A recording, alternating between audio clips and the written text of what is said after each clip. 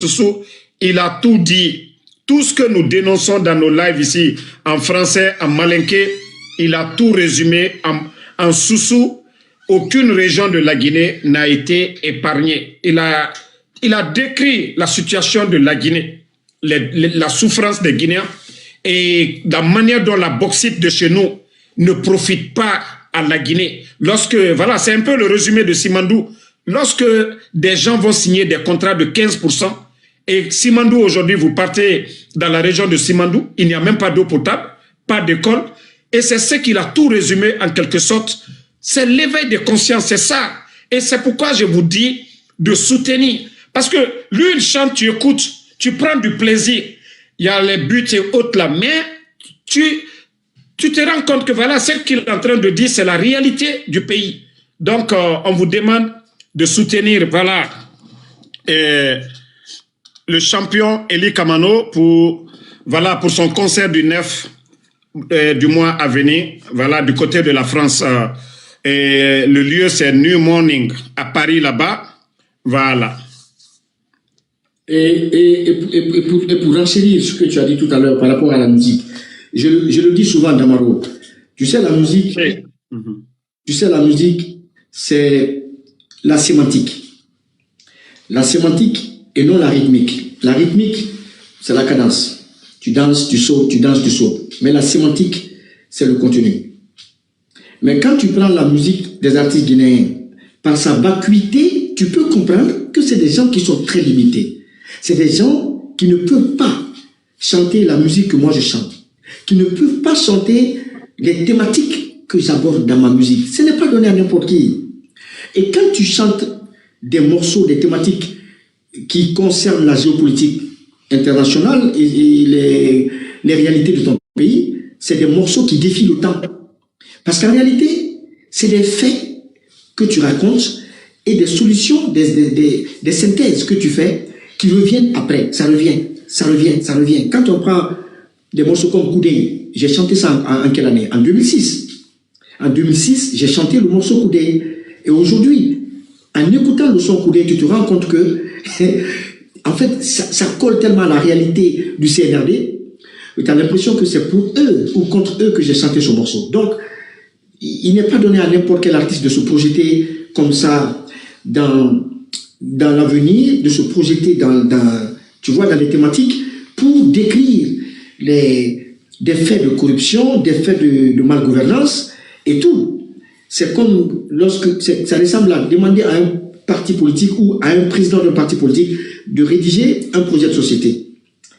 Il n'est pas donné à n'importe qui de rédiger un vrai projet de société, parce que le projet de société, c'est bien un projet qui tient compte de tous les aspects, justement, de la gouvernance dans un pays ou d'un pays.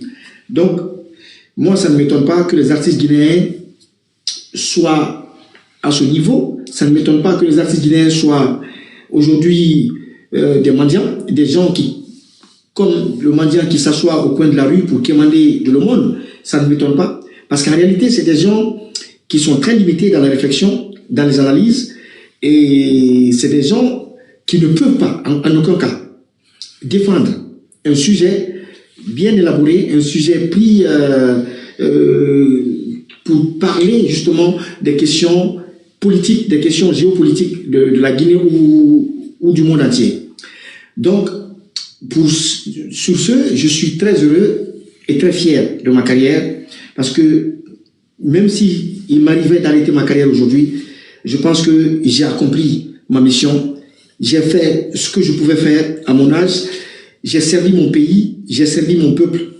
Et je l'ai fait dignement, je l'ai fait sans tricher, parce que personne ne peut sortir une chanson de Eli Kamano pour me confronter à elle. Et comme quoi, je me suis dédié, ou je me suis contredit dans telle et telle chanson. Je suis resté sur la même ligne, je suis resté dans le même registre, dans un registre satirique, un registre de musique engagée. Ça m'a coûté ce que ça m'a coûté.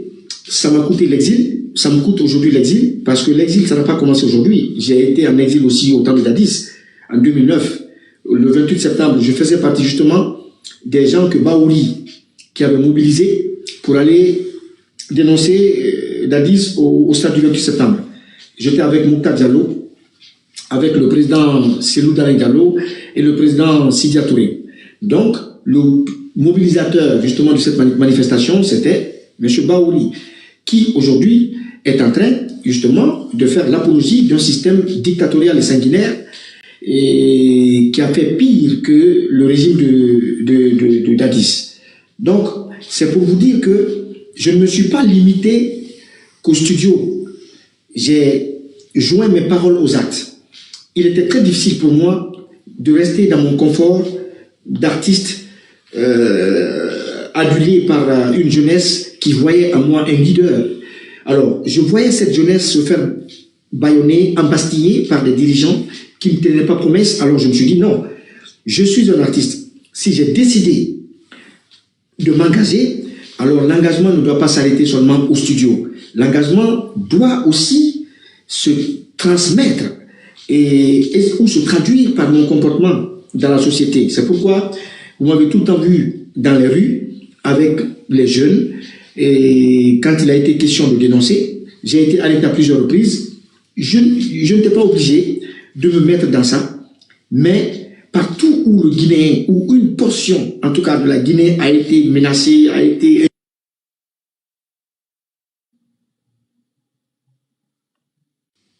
Voilà. Je me suis toujours proposé voilà quoi, un sauveur et un digne fils de la Guinée pour essayer de représenter justement notre pays et la jeunesse de notre pays. Donc aujourd'hui, ma fierté elle est très grande. C'est 29 ans de carrière que je fête. Ça a commencé par le rap. Moi, j'ai commencé avec le rap. Et là, pour ta gouverne, je te donne une information. C'est une exclusivité. Il y a un morceau rap que je vais sortir bientôt. Un morceau rap, ce n'est pas reggae, 100% rap. En fait, pour que les gens comprennent que Eli Kabano, ce n'est pas... Tu avais commencé par le rap au départ, non? Effectivement. J'ai commencé par le rap. Donc, il y a un morceau rap que j'ai fait. Les gens seront très choqués quand ils vont l'écouter. Donc, c'est une façon de dire aux gens que j'ai commencé par le rap, mais je n'ai pas perdu la main. Je reste rappeur encore, en fait à la base. Je suis rappeur, mais je voulais une audience plus large. C'est pourquoi je suis allé vers le reggae. Parce que le reggae, il faut le reconnaître, c'est une musique qui a une grande audience. Et donc, à l'image de Alpha Blondy, de Bob Marley et des autres, alors je me suis dit, peut-être en allant vers le reggae, j'allais aussi élargir mon champ d'action et puis de popularité. C'est pourquoi, en 2005, j'ai quitté le rap pour rejoindre le reggae, où j'ai sorti mon premier album en 2006, l'album dans lequel j'ai chanté les titres comme Koudei, comme Barofini Macedera, comme Adieu mon pays, et voilà quoi. Donc, merci à vous tous, merci à tous ceux qui me soutiennent dans ce combat, dans ma musique. Ça n'a pas été facile, et ce n'est pas facile jusque-là, le combat n'est pas fini, parce que pour moi, le combat, il ne pourra jamais finir. Parce que quand on prend les Thomas Sankara, les Kwame Nkrumah, quand on prend les Abdel Nasser, quand on prend les Lumumba et tout, et autres, ce pourquoi ils se sont battus ou ils ont trouvé la mort, jusque-là, c'est les mêmes faits de société auxquels nous faisons face. C'est les mêmes faits de société. Donc, je pense que chaque génération, comme l'a dit Franck Fanon, doit découvrir sa mission, la trahir ou l'accomplir. Moi, j'ai découvert ma mission à l'école, quand j'étais au collège. Et lorsque j'ai découvert ma mission, à travers les livres, les poésies des grands écrivains, comme Léon Gontran Damas, comme Tchernomyr. Tapotez, les gars, tapotez. Voilà. Tous ces écrivains, alors qui ont pris position vis-à-vis de l'injustice que les Noirs subissaient quand ils étaient encore des étudiants en France. Ils ont pris position parce qu'ils estimaient qu'il était temps que la colonisation cesse, que l'esclavage cesse, que le racisme cesse. Et on était encore dans les années 40, 45, années 50. C'est ainsi que des leaders comme le président Sékou Touré et ainsi de suite, justement, ont trouvé la nécessité, dans ces années-là, de dire non et de prendre l'indépendance de leur pays. Donc, on est dans le même combat, mais avec peut-être des thématiques un peu différentes. avec des formes un peu différentes, mais c'est le même combat. Combat, lutte contre l'injustice, lutte pour la souveraineté, lutte contre la dépendance militaire, la dépendance économique et tout. Donc, moi, je pense que ça, c'est des thématiques que j'ai toujours posées au cœur de ma musique, que j'ai toujours dénoncées. Et je suis fier de mon parcours, je suis très fier de mon parcours. Sincèrement, si je n'étais pas guinéen, je sais que cette carrière-là allait résonner dans le monde entier. Ça allait résonner dans le monde entier, franchement. Mais comme je suis guinéen, et je ne regrette pas d'être guinéen, mais franchement, être guinéen, c'est travailler 4 fois ou 5 fois plus que les autres pour être un peu connu et un peu reconnu sur le plan international. C'est difficile d'être guinéen, très difficile, surtout lorsque vous avez du talent. Quand vous avez du talent, il est très difficile d'être guinéen. Parce que déjà, vous avez 2 adversaires. Le premier adversaire, c'est vos compatriotes même. C'est vos compatriotes même qui sont vos premiers adversaires à cause de votre talent, à cause de votre intelligence, à cause justement de votre clairvoyance et tout. Donc, moi, je pense que j'ai été confronté à cette double exigence. La première exigence, c'est que j'étais obligé de me battre contre les miens. Les miens, c'est qui? C'est-à-dire mes frères, mes soeurs, mes confrères, mes consoeurs, en tout cas, voilà, mes compatriotes, en quelque sorte, qui ont toujours essayé de mettre les bâtons dans les roues. Et ce n'est pas que moi, ça c'est dans tous les domaines. Le Guinéen, dès que tu as cette facilité à mettre en place des projets, cette facilité à être inspiré, à créer des choses, non, ils veulent te tirer vers le bas. Mais quand on prend le Sénégal, le Burkina, le Mali, tous ces pays-là, on prend Sidiki Diabaté. Alors, je citerai, à côté de Sidiki Diabaté, je dirais Azaya. À côté de lui, je dirais Kanjakora. À côté de lui, je dirais, comment il s'appelle? Il y a plein d'artistes en Guinée. Mais la notoriété n'est pas la même. La notoriété mondiale de ce jeune, Sidiki Diabaté, est celle de nos artistes, mais ce n'est pas comparable. Pourquoi? Pourquoi ce n'est pas comparable? Mais pourquoi nous, notre musique ne peut pas percer au point d'être comparée sur le plan mondial? C'est comme Sidiki, vous voyez, à chaque fois, Sidiki a un concert au Zénith ou bien à Bercy, vous voyez la solidarité, la communauté malienne se mobiliser, que ce soit les milliardaires maliens du côté. Voilà. Ça, c'est un fait, Damaro, ça, c'est un fait. Ça, c'est la mobilisation, c'est un fait. Mais l'autre fait, c'est la musique, l'œuvre artistique. Parce que n'oubliez pas que le soutien du peuple, Azaya, on l'a vu dans son concert ici, il a eu le soutien des Guinéens. Les Guinéens sont allés. Mais en réalité, l'œuvre artistique n'a pas atteint la dimension que Sidiki a atteint. C'est pas pareil. Quand tu prends le reggae, par exemple, quoi qu'on dise, le talent que nous avons en Guinée en matière de reggae, ce n'est pas le talent qui nous manque, mais l'œuvre là, il faut une industrie, il faut des gens qui puissent amener ça à un certain niveau. Ce n'est pas de la magie, tu t'assois pas comme ça avec une baguette magique, non. Mais en Guinée, on n'a pas ça. En Guinée, on n'a pas ça. Tu vois, en Guinée, on a des profitards, on a des gens qui te prennent en tant qu'artiste, ils te sucent. Qui est-ce qu'on appelle en Guinée comme le plus grand producteur guinéen? Montrez-moi un artiste que la personne dont la carrière a été développée, que la personne a développé dont la personne a développé la carrière jusqu'à cette époque. Pardonnez, ils sont en train de signaler encore. Vous savez, la présence de Eli Kamano, ça les dérange, quoi. Donc, voilà, ils veulent faire taire les gens. Donc, tapotez grâce à vous. Vous voyez, quand vous tapotez fort, c'est bon. Vas-y. Donc, tu vois, je parle de l'œuvre artistique. Alors, quand tu prends nous, par exemple, quand tu prends les Ismaël Isaac, les Alpha Blondy, Tiken Jah et autres, mais ils ont été fabriqués par des gens. Ils ont été fabriqués par des gens. Mais nous, tu prends un producteur aujourd'hui, tu lui dis, montre-moi l'artiste dont tu as développé la carrière. Parce que on est dans quoi en Guinée? On est dans le court terme. On n'est pas dans le long terme. Tu vois? Et une carrière, c'est sur le long terme qu'elle se développe. Ce n'est pas sur le court terme. Parce que le court terme, c'est quoi? C'est appeler un artiste, tu lui offres une voiture, tu lui offres de l'argent, tu lui donnes une maison. Mais tu ne développes pas sa carrière. Regarde, Fodé Barro. Fodé Barro est une honte nationale. Fodé Barro est une honte nationale. Je le dis, je le réitère, j'insiste.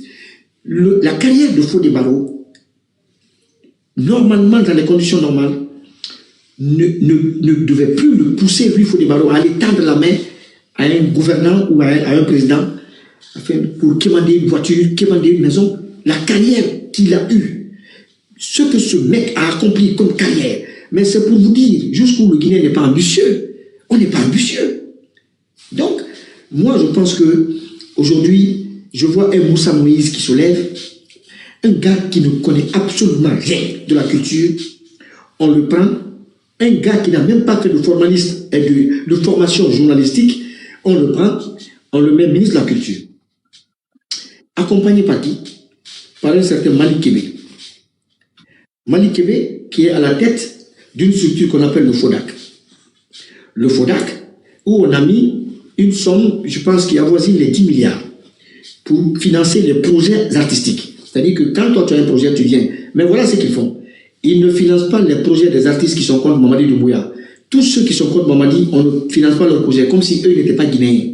Comme si eux ne devaient pas jouir justement voilà quoi, de la culture guinéenne ou des ressources qu'on met à la disposition justement de la culture guinéenne, des artistes guinéens. Donc c'est pour te dire un peu, c'est pour vous dire un peu que chez nous, il y a un problème très sérieux. Je dis souvent, est-ce qu'on n'a pas de malédiction collective? Parce que à tous les niveaux, je dis bien à tous les niveaux, la Guinée a un sérieux problème. La Guinée a des problèmes. Quand on prend le niveau sportif, on a tous les problèmes du monde. Vous prenez les anciens sportifs des autres, les anciens internationaux des autres, vous prenez nos anciens internationaux, ce n'est pas la même chose. Vous prenez aujourd'hui les artistes des autres pays et nos artistes, ce n'est pas la même dimension. Pourquoi? Vous prenez en France, aux États-Unis, la façon dont les autres pèsent, ce n'est pas la même chose. Pourquoi? Qu'est-ce qui nous retient? Qu'est-ce qu'on a fait à Dieu? Qu'est-ce qu'on a fait à nos ancêtres? C'est là la vraie question. Vous prenez sur le plan politique, rien ne va. Rien ne va. Un caporal arrive au pouvoir, il nous fait miroiter, il nous fait rêver, il nous fait voir toutes les couleurs, toutes les promesses. Il nous demande de faire l'amour à la Guinée parce qu'elle a été assez violée. Et après, voilà son comportement. Donc, moi je pense qu'il y a une sorte de malédiction collective qui suit le peuple de Guinée. Et cette malédiction collective, il faut rompre avec ça. Il faut briser la malédiction. Tous les peuples ont brisé les malédictions. Tous les peuples, à un moment donné. Et les prophètes, quand ils sont arrivés, c'était pour briser les malédictions de ces peuples-là. Quand le prophète Jésus est venu, c'était pour briser une malédiction des Juifs. Le prophète Mohammed, paix et salut sur lui, c'était pour briser une malédiction des Arabes. Donc, chacun est venu avec une mission. Mais nous là, qui va briser notre malédiction? Qui va le faire? Qui? Pendant que le peuple même est... Et voilà quoi. Donc, c'est ça. Le concert, c'est pas un concert politique, je le dis et je le réitère. Ce n'est pas un concert politique. Je ne vous invite pas à un meeting politique. Je vous invite à un concert. Parce que les gens font de l'amalgame entre Eli Kamano le politique et Eli Kamano l'artiste. Laissez Eli Kamano le politique en dehors de ça. Eli Kamano le politique là, il va s'exprimer quand Mamadi Doumbouya va tomber, nous tous là, quand on va rentrer en Guinée là, on va commencer à parler de politique. Mais là, on parle de Eli Kamano dont les enfants ont été enlevés. On parle de Eli Kamano, l'artiste qui va donner un concert live de 2 heures du temps au New Morning à Paris. On parle de ce Eli Kamano là. Voilà. Voilà, merci. Voilà, et ramenez encore le numéro, vous allez voir en commentaire, et le numéro Orange Money de soutien. Toute bonne personne, tous ceux qui veulent soutenir le concert. Voilà, merci, c'est le numéro qui est en bas, plus 226 07 70 55 62. C'est le compte Orange Money. Nous n'avons pas voulu mettre un compte Orange Money de la Guinée pour ne pas que les bandits du CNRD bloquent le compte. C'est pourquoi nous avons mis le compte Orange Money du Burkina, plus 226 07 70 55 62. C'est ce que vous voyez en commentaire là. Merci Idjadin. Voilà, c'est le compte Orange Money qui est là. Je vous ai dit, vous n'avez pas besoin de mettre, c'est-à-dire ce que vous pouvez mettre, que ça soit 10 euros, 20 euros, nous sommes nombreux. Mais si chacun fait un peu, nous pouvons soutenir Eli Kamano voilà, il fait des déplacements, il fait des va-et-vient entre l'Europe et le Burkina. Devez penser que voilà, prendre une salle, il doit dépenser de l'argent, il doit prendre des gardes et l'équipement, voilà, les instruments qu'il doit prendre. Voilà, vous devez comprendre que lui seul, il ne peut pas le faire. Il faut se dire la vérité. Il faut se dire la vérité. Tous ceux qui peuvent aider Eli pour ce concert, vous avez beaucoup demandé qu'est-ce que vous pouvez faire pour nous. Je vous demande, c'est maintenant, vous pouvez le faire. Tapotez, partagez au maximum. Soutenons l'artiste. Il sera du côté de Paris le 9 mai et dans la salle New Morning. Et voilà, l'adresse est déjà, l'affiche est sur sa page. L'affiche est sur ma page aussi. Je vais repartager aussi. Et ceux qui sont aux États-Unis, il y a son compte PayPal.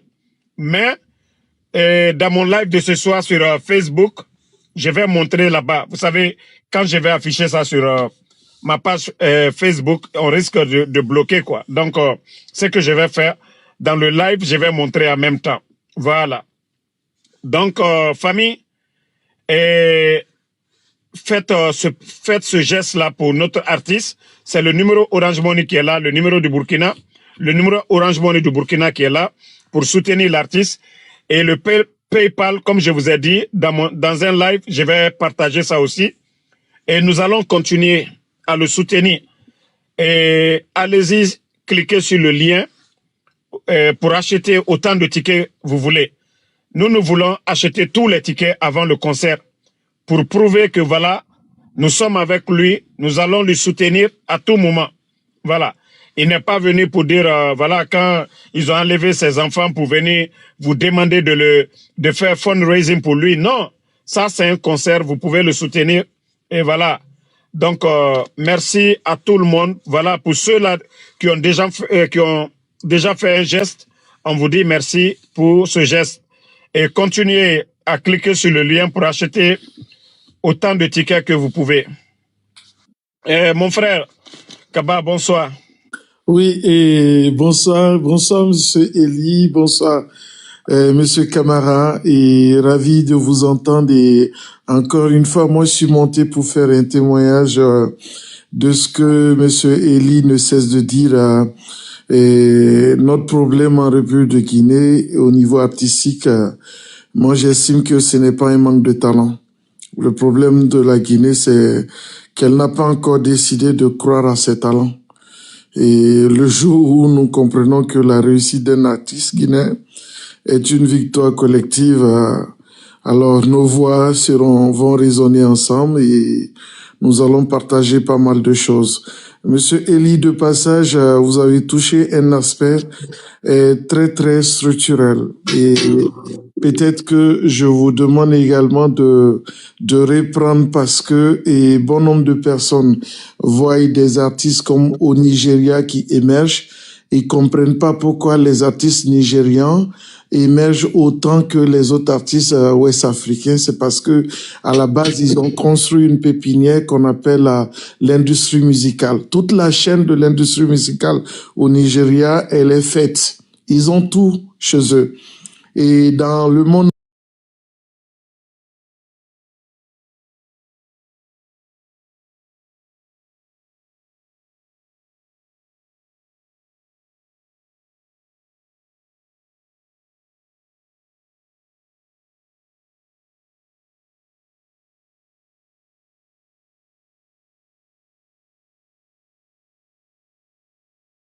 tel que Takana, tel que un gars qui est décédé, Navigator, qui avait des talents, etc., etc. On ne finira pas d'en citer. Monsieur Eli même en a cité. Il faut que vous donnez, vous donnez la main. Il faut aussi que les opérateurs économiques voient en vous ou votre secteur d'activité comme un secteur qui est capable de rapporter énormément d'argent. Mais il faut construire quelque chose. Faut mettre en place les gens qu'il faut à la place qu'il faut. Ce qui nous manque aujourd'hui, c'est notre unité. Mon frère, excuse-moi de t'interrompre par rapport à ce sujet-là.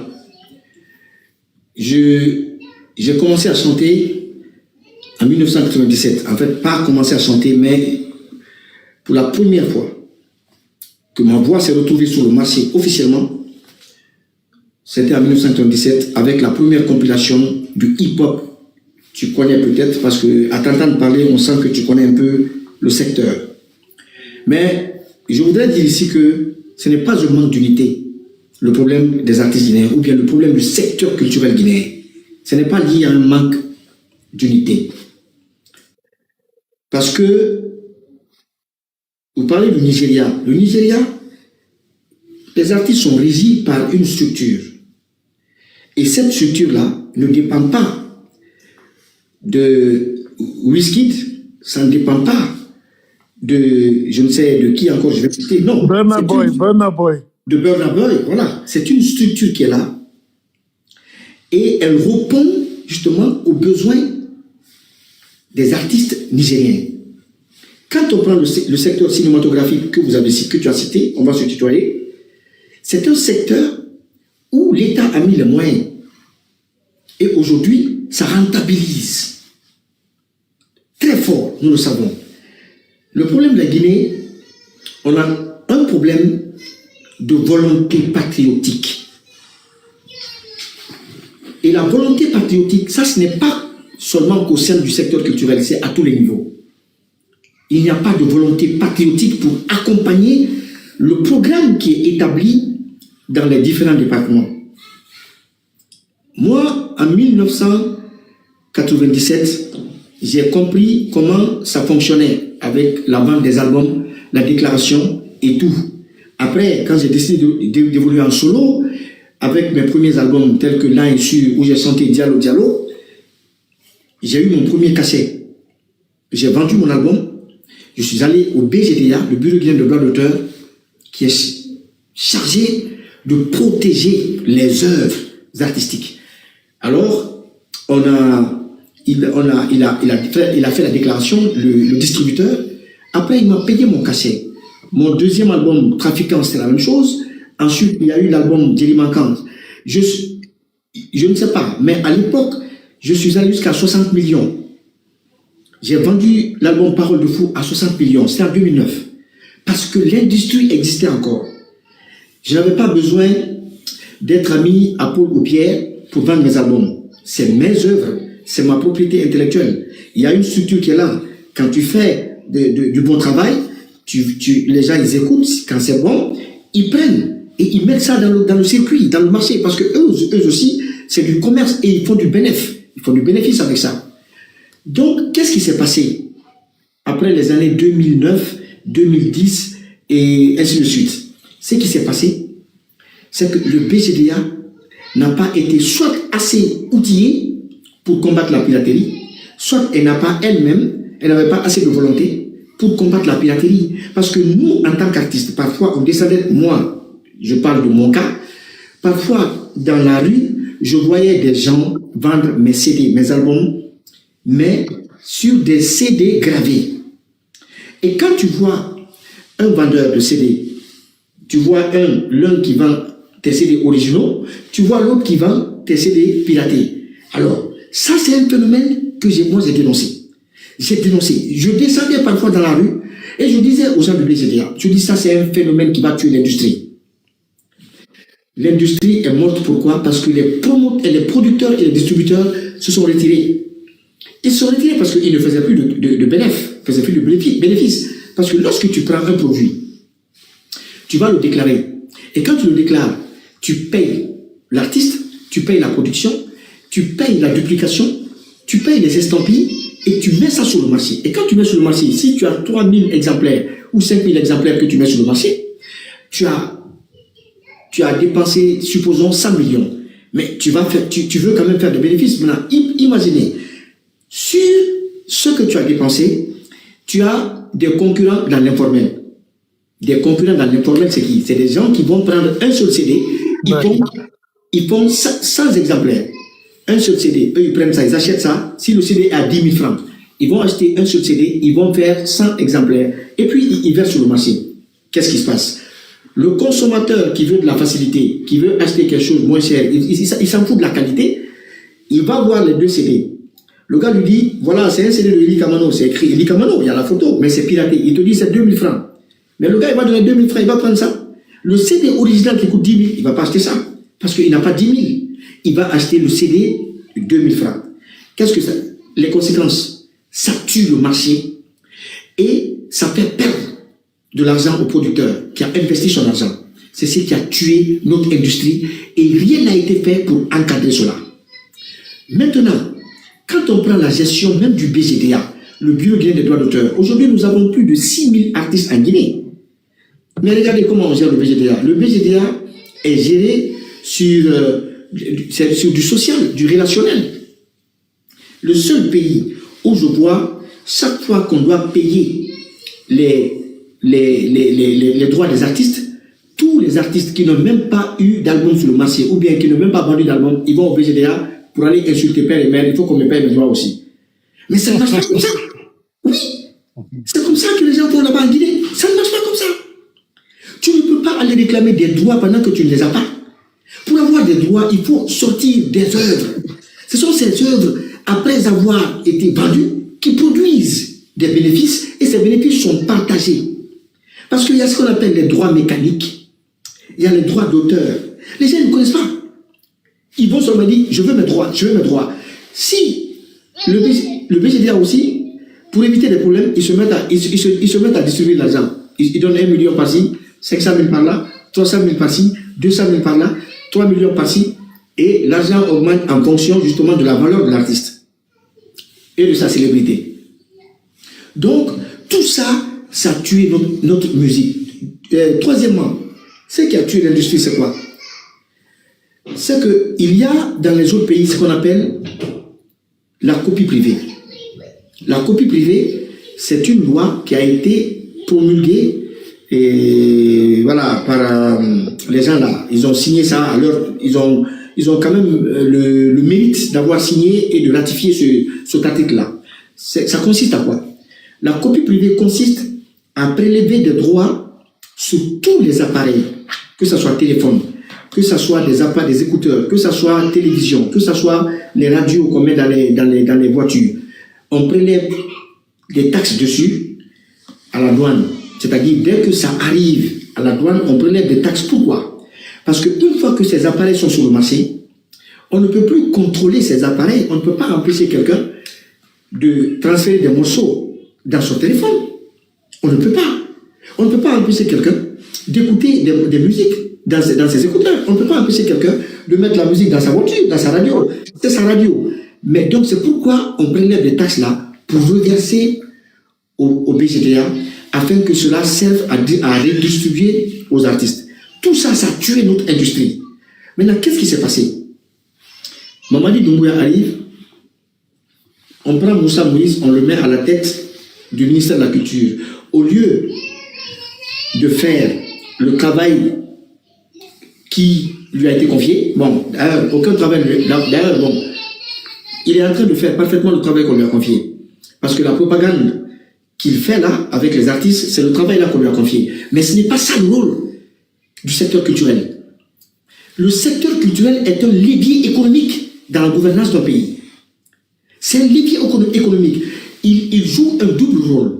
Le premier rôle qu'il joue, il est d'ordre économique. Le second rôle, il est d'ordre promotionnel. C'est-à-dire, il fait la promotion du pays à l'étranger.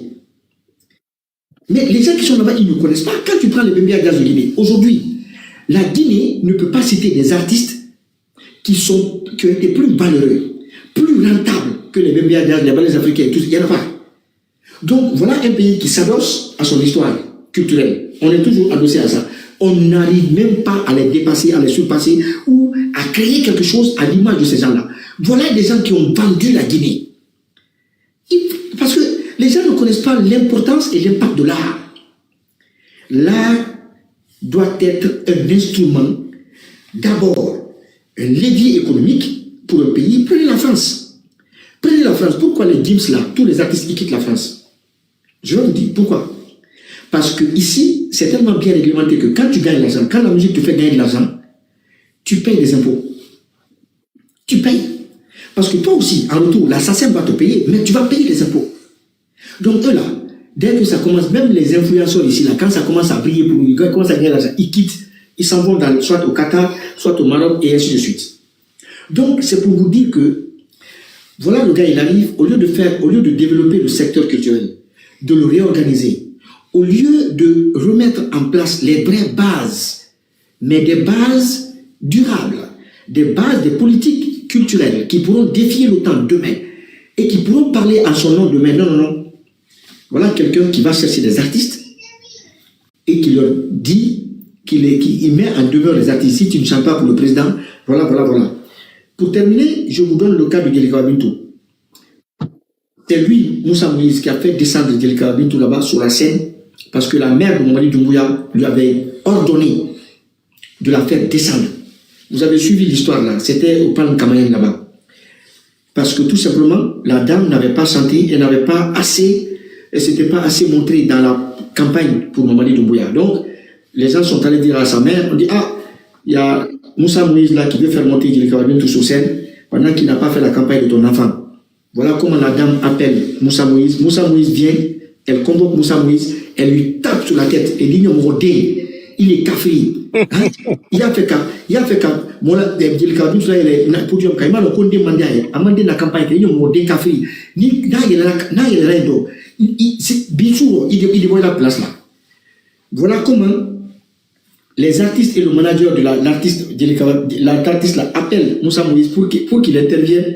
Il dit carrément à ces gens, il dit ce problème là me dépasse, c'est à la présidence. Donc c'est pour vous dire que on n'est pas sorti de l'auberge, on n'est pas sorti de l'ornière.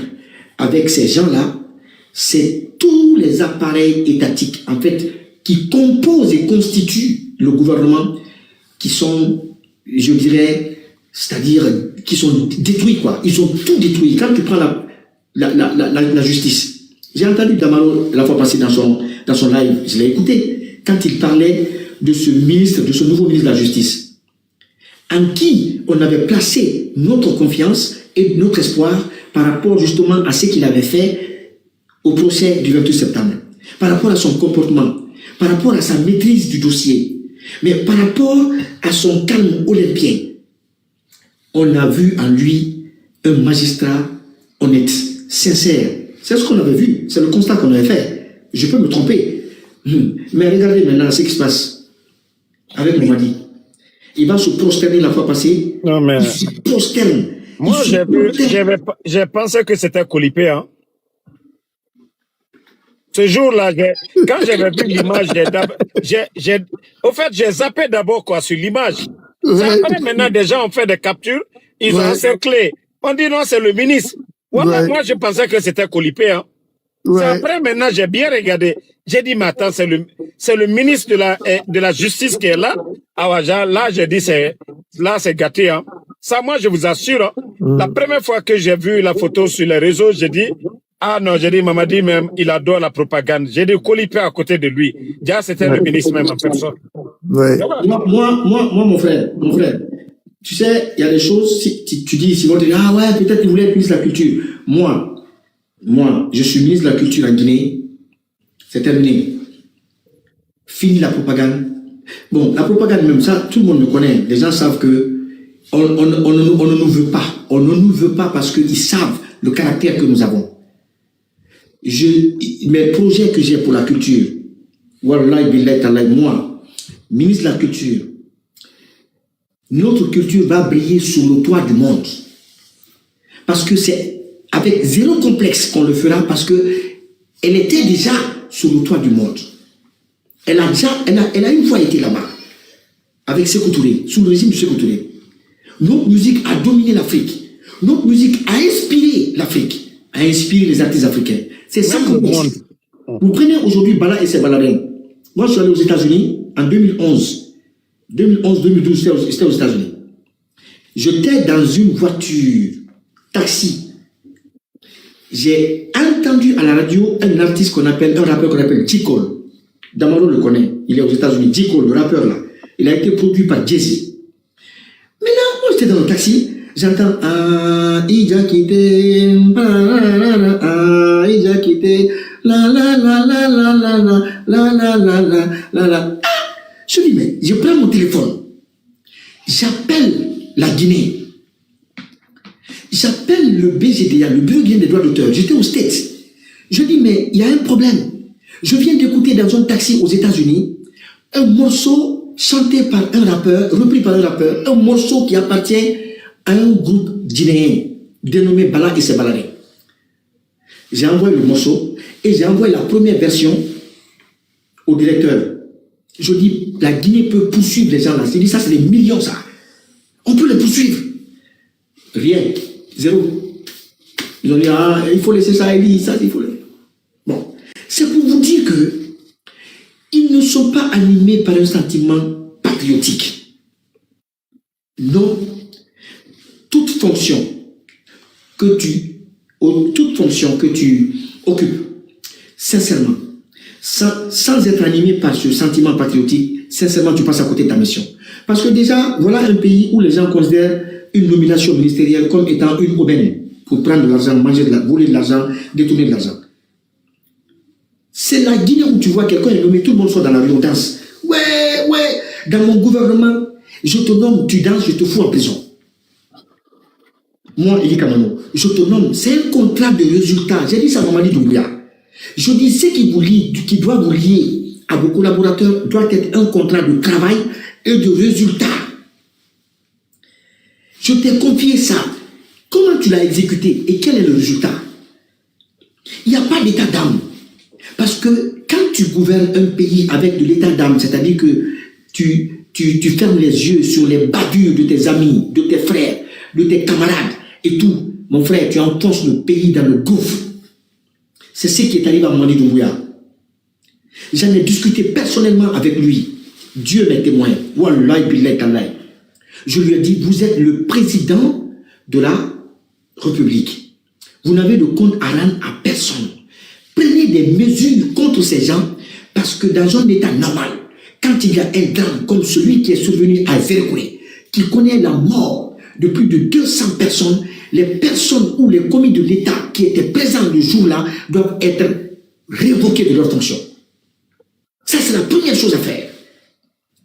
Il me dit, Kalou m'a dit, ah, mais Eli, comment tu veux que je fasse ça pendant que les enquêtes ne sont pas terminées? Je dis, mais vous n'avez pas besoin d'attendre les enquêtes. Vous êtes le garant de la vie de tous les Guinéens.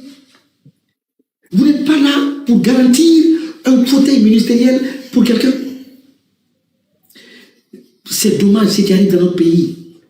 Ça me fait de la peine qu'au XXIe siècle, quand je vois le Sénégal, quand on regarde le Sénégal, quand on regarde des pays aujourd'hui qui regardaient la Guinée d'en haut comme ça, sur le plan industriel, qui regardaient la Guinée d'en haut comme ça, sur le plan culturel, qui regardaient comme ça la Guinée sur le plan sportif, avec le Sili National et le Hafia Club, le football club de Guinée. J'ai marché dans les pays africains. Je connais ce que ces anciennes gloires représentent ou ont représenté. Je connais. J'ai été au FESMAN, le Festival international des arts nègres à Dakar. J'étais invité avec les BBA Gaz de Guinée. Jeannot Williams était le manager qui avait accompagné les BBA Gaz, en même temps impresario. Le président Abdoulaye Wade a envoyé une délégation spéciale pour venir chercher les BBA Gaz pour un concert privé dans son palais présidentiel. Et quand ils sont revenus, Jeannot Williams m'a dit, ah, on vient de la présidence parce que le président a dit que quand ils étaient jeunes à l'université, c'est le BBA Gaz qui était, c'est-à-dire l'orchestre phare de l'Afrique, et c'était les stars. Mais où est passée cette Guinée-là? Où est passée cette Guinée? Voilà, pause un peu. Voilà, et le live, c'est pour soutenir le concert de notre artiste Eli Kamano, le 9 du mois prochain à Paris. Et l'endroit, c'est le New Morning. Et voilà, l'adresse complète se trouve sur sa page et sur ma page aussi. Mais, et voilà, vous nous demandez à chaque fois qu'est-ce que vous pouvez faire pour nous. C'est moi qui ai initié, ce n'est même pas Eli, c'est moi qui lui ai demandé de passer dans mon live. Et c'est moi qui lui ai demandé aussi de faire un compte. Il n'avait même pas un compte Orange Money. C'est moi qui lui ai demandé. Parce que voilà, le compte Orange de Conakry, s'il mettait ça, et voilà, Mamadi Doumbouya et son CNRD, ils allaient saisir le compte. Donc, nous avons mis le compte Orange Money du Burkina. Ceux qui ont le numéro, commencez à partager le numéro pour ceux qui viennent d'arriver. Il n'y a pas de petit montant. Ce que vous pouvez faire, faites-le. Si vous pouvez donner, voilà, 5 euros, 10 euros, le montant que vous voulez, envoyez le montant. Voilà, j'ai déjà publié le numéro ici. Voilà, ceux qui sont là, qui ont le numéro, partagez en commentaire. C'est le compte Orange Money du Burkina. Partout dans le monde, vous pouvez envoyer. Voilà. Ceux qui peuvent envoyer 50 euros, c'est le soutien. Parce que voilà, ce combat n'est pas du tout facile. Je vous ai dit, le CNRD, ils font tout pour nous appauvrir. Moi qui vous parle, moi, Ansou Damaro, je vous dis bien, 2 de mes voitures ici, ils ont gâté 2 de mes voitures ici, mais moi, ça m'a pas découragé. Et voilà, Eli, on a vu du côté du Sénégal, ils ont voulu l'enlever. Moi, j'ai échangé avec quelqu'un, voilà, en privé, il m'a tout dit. Ils ont été au Sénégal pour l'enlever ou pour l'éliminer. Et comme ils n'ont pas réussi, ils ont été du côté du Burkina aussi. Ouais. Allez le chercher là-bas. Demandez. Quand moi j'ai demandé à Eli, ça dit, il m'a jamais dit où il est, où il habite, ouais. Mais l'intéressé m'a tout dit. Ouais. Où Eli habite, où il est, mais comme ils ont compris que voilà, il n'était pas dans un quartier précaire, il n'est pas quelqu'un qui adore se balader ou fréquenter les quartiers, voilà, n'importe comment, ils n'ont pas réussi à l'avoir là-bas. Ils ont compris que s'ils le touchaient au Burkina, ils allaient regretter leur mission. Et c'est pourquoi presque ils ont abandonné. Et lui aussi, il est conscient, quand il marche, il sait ce qu'il attend. C'est comme moi, Ansou Damaro. Moi, je marche comme un soldat. Je sais ce qui m'attend chaque jour quand je quitte ma maison. Donc, il a décidé de faire un concert. Il vit de ça. C'est un artiste. Et soutenons-le pour ça. Déjà, le billet d'avion, Burkina, aller en France, plusieurs voyages. Il a sa famille là-bas. Donc, il faut le soutenir. Sa maman vit toujours. Voilà. C'est un responsable. Il faut le soutenir pour son concert. Il n'est pas venu pour dire fundraising. Voilà, pour dire soutenir. Non. Vous pouvez acheter un ticket. Vous pouvez acheter 2 tickets. Vous pouvez acheter 20 tickets. Faites ce geste-là. Voilà, pour le soutenir, pour l'accompagner, pour le concert du 9 mai à Paris. Voilà. Même si vous n'allez pas acheter le ticket en ligne, vous avez déjà contribué. Voilà. Même si vous n'allez pas, vous l'avez contribué. Mais vous voyez le CNRD. Les Takana Zion, ils font concert quoi? Gratuit. Le CNRD achète tous les tickets pour eux. On leur donne des véhicules de 1 milliard. Vous allez dire que ceux-là sont mieux que Eli? On les donne. Hein? Excuse-moi, je vais te donner une information. Oui. On est suivi par la maman Africa, Aïcha Kone. Oh, waouh. Ouais. Donc, elle a envoyé un message de soutien. Ok, merci. Ouais. Voilà, c'est notre maman, ça, depuis tout petit. On écoute, on dit coucou à notre maman Aïcha Kone. Merci pour le soutien. Et voilà, c'est la diva. Et voilà, nous, depuis tout petit, Yuguba Baya, Yuguba, on a écouté ça depuis tout petit. Donc, pour dire que la maman Aïcha Kone... Non. Toi c'est Yuguba, moi, c'est Aminata. Ah, non, c'est pour dire, tu vois, même en Guinée, quand les griots sont... Même quand les griots sont en palabre en Guinée, on la voit toujours intervenir pour dire aux griots, voilà, de faire la paix. Malgré qu'elle est assise en Côte d'Ivoire, on l'a toujours vu intervenir pour calmer même ces griots. Donc, merci la maman Aïcha Kone pour votre soutien. Voilà, donc, vous avez vu, nous demandons à tout le monde de faire un petit geste pour notre artiste engagé. Comme je vous ai dit, aujourd'hui, on a Oudi Premier qui a Lamborghini. Et nous savons que c'est pas des conseils qui lui ont donné ça. On a vu Takana Zayonko aller du côté de l'Europe. On sait que tous les tickets ont été achetés. Et nous savons que c'est le CNRD. Eli Kamano pouvait avoir Lamborghini aussi. Mais, et voilà. Au moment qu'il était à l'aise, il avait accès au palais M5, il a dit sur les médias que si Mamadi ne respectait pas sa parole, que lui, il allait être opposé à ce régime un jour. Et voilà, il a respecté sa parole. Même moi qui vous parle, j'étais opposé. Si vous voyez que je suis tellement fier de Eli, c'est à cause de sa sortie là. Au moment qu'il était avec le CNRD, il a prévenu. Il dit s'il y a un glissement, s'il y a un changement de programme, il dit qu'il n'accepterait pas. Il ne va pas suivre comme d'autres sont en train de le faire aujourd'hui. Voilà. Donc, ça veut dire qu'il se bat pour le peuple. Il ne se bat pas pour lui. S'il se battait pour lui-même, il allait avoir des maisons, comme on est en train de donner des maisons à des griots aujourd'hui à Conakry, des maisons. Il a l'art. Je dis, tous ces artistes-là, Eli est professionnel que tous ces artistes. Il a été reçu par Sonko, on a vu les images. Il a été reçu par le gouvernement du Niger. Il a été reçu au Burkina. Il a été partout où il est passé. Voilà. Il est professionnel que Takana. Il est professionnel que Oudi. Donc, on ne peut même pas le comparer à ces artistes-là. Lui, son engagement, ce n'est pas aujourd'hui qu'il a commencé. Lansana Conte, il a critiqué. Dadis, qui est son parent, il n'a pas laissé. Le président Alpha Condé, il n'a pas laissé. Et il a prévenu le CNRD que si ceux-ci-là ne respectaient pas leurs paroles, qu'il allait être opposé. Et aujourd'hui, c'est ce qu'il suit aujourd'hui. Mais qu'est-ce que les gens vont raconter sur Eli maintenant? Voilà. Donc c'est pourquoi soutenons Eli Kamano et le numéro Orange Money du côté du Burkina. D'autres demandent le numéro Orange Money de la Guinée. Vous savez aujourd'hui, Eli Kamano, moi, Ansou Damaro, si moi je mets tout de suite un Orange Money de Conakry, celui qui a le compte là-bas, là, et même l'agence Orange Money va aller fermer tout de suite là, à cause de ça. Donc, nous avons, c'est moi qui ai demandé à Eli Kamano de créer un compte Orange Money du Burkina. Mais voilà. Je t'explique par rapport à ça. Alors, il y a quelqu'un en Guinée qui a mon numéro de la Guinée là. C'est enregistré à mon nom.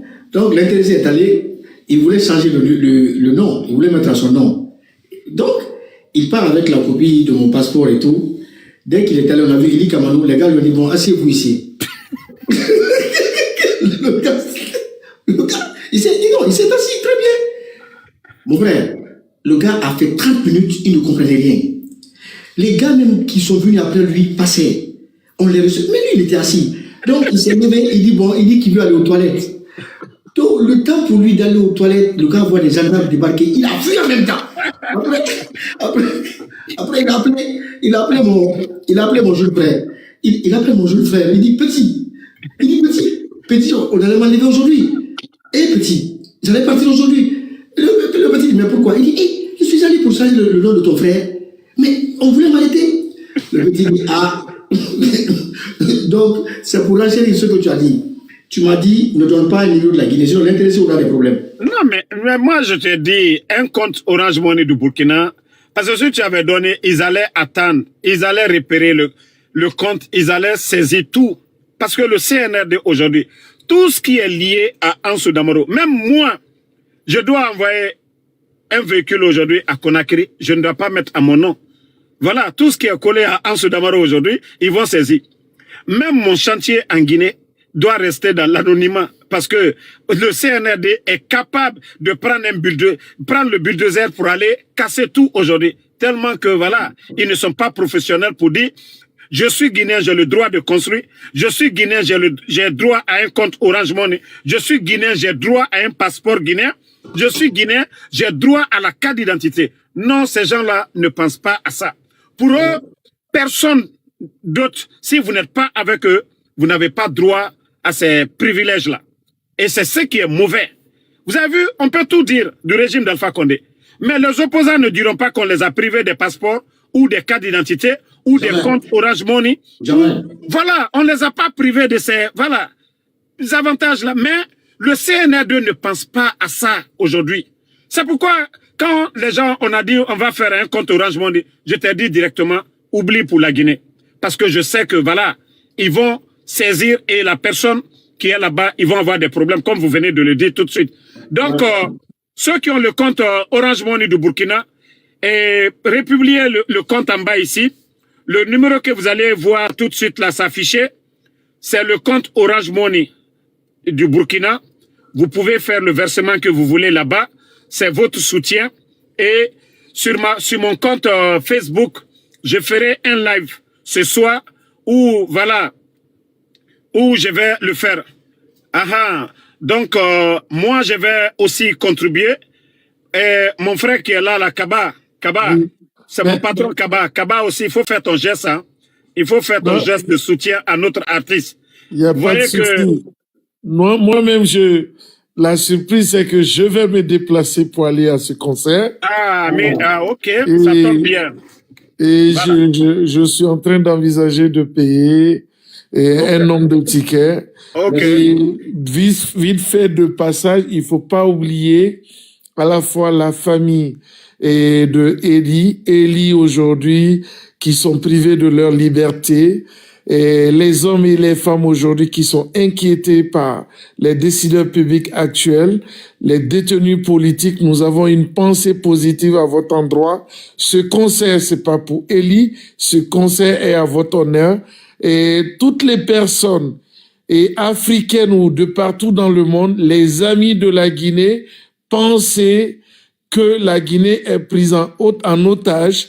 Il faut sauver la Guinée, il faut sauver les Guinéens du tyran parce on l'a personnifié, on a cru qu'il allait être comme nous parce qu'il parlait le langage, notre langage, on l'a cru, il nous a dupés et maintenant il faut lui retirer le mandat qu'on lui a légué. Au jour d'aujourd'hui, moi j'en appelle à la bonne volonté des Guinéens, ouvrez vos yeux, ouvrez vos oreilles et essayez de regarder autour de vous, pensez à votre quotidien, ce que vous endurez, l'inquiétude aujourd'hui qui se passe dans la cité.